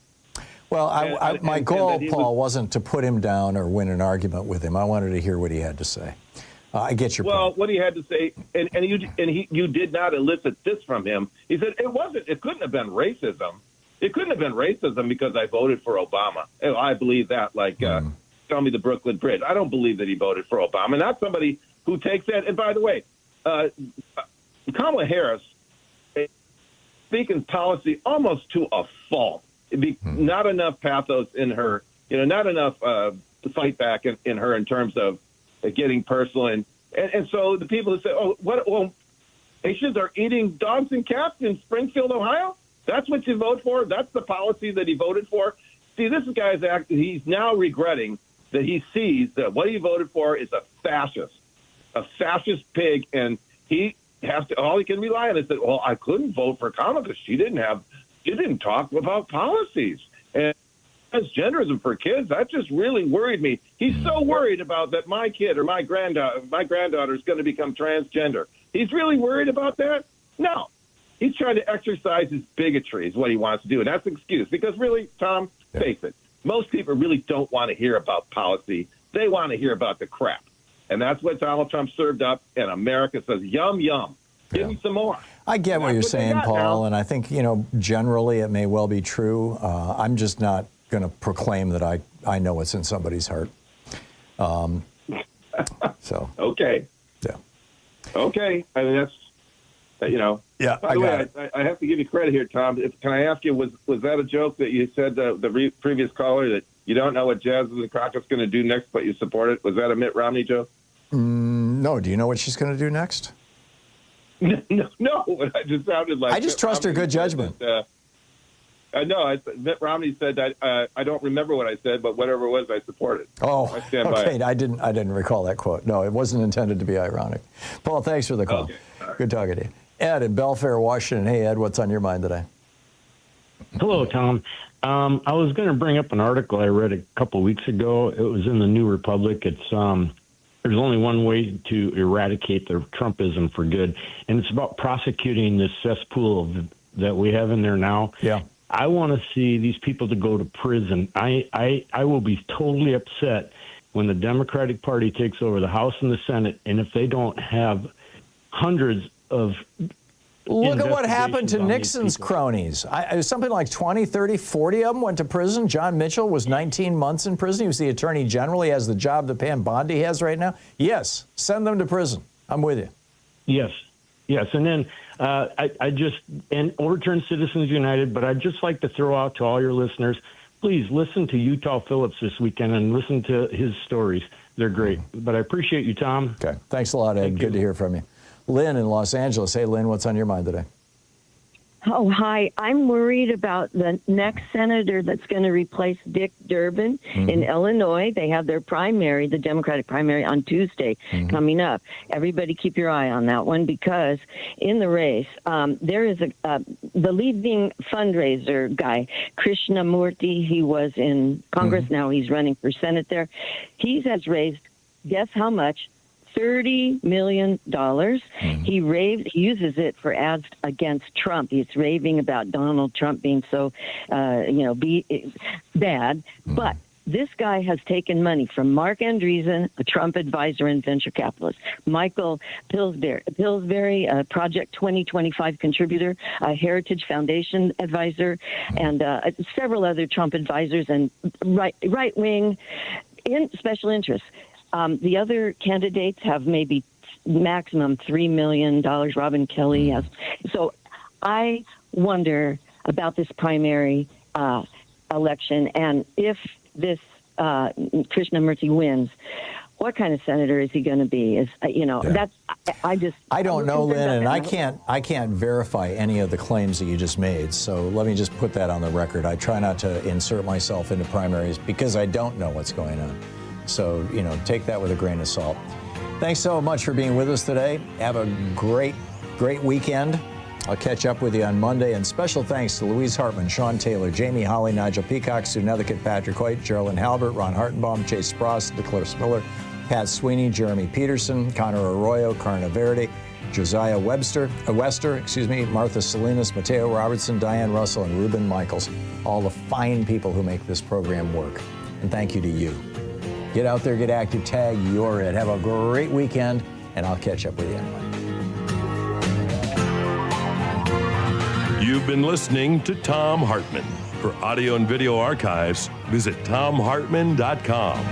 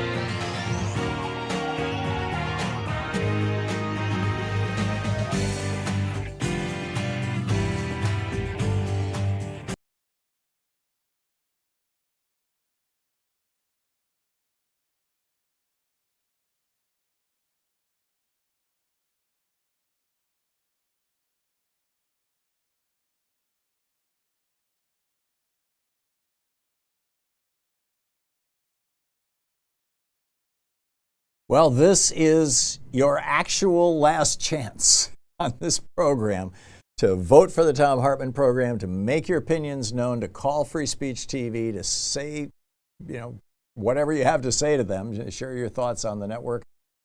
Keep this network going, keep this program on the air. Special thanks to to the Andrew and Brenda and Joel and John and Jean and Mac and Tiana and Mike and Patricia and Yvonne and Ed, the fine folks who are doubling whatever you give. So your $50 becomes $150. Whatever you give today gets matched twice, so it gets doubled. It's a big deal. But the really big deal is that we've got this progressive network here talking back to the right-wingosphere, and we need to keep it on the air. We need to keep it going, and we need to give it enough resources to actually grow. So please call now and make your contribution to Free Speech.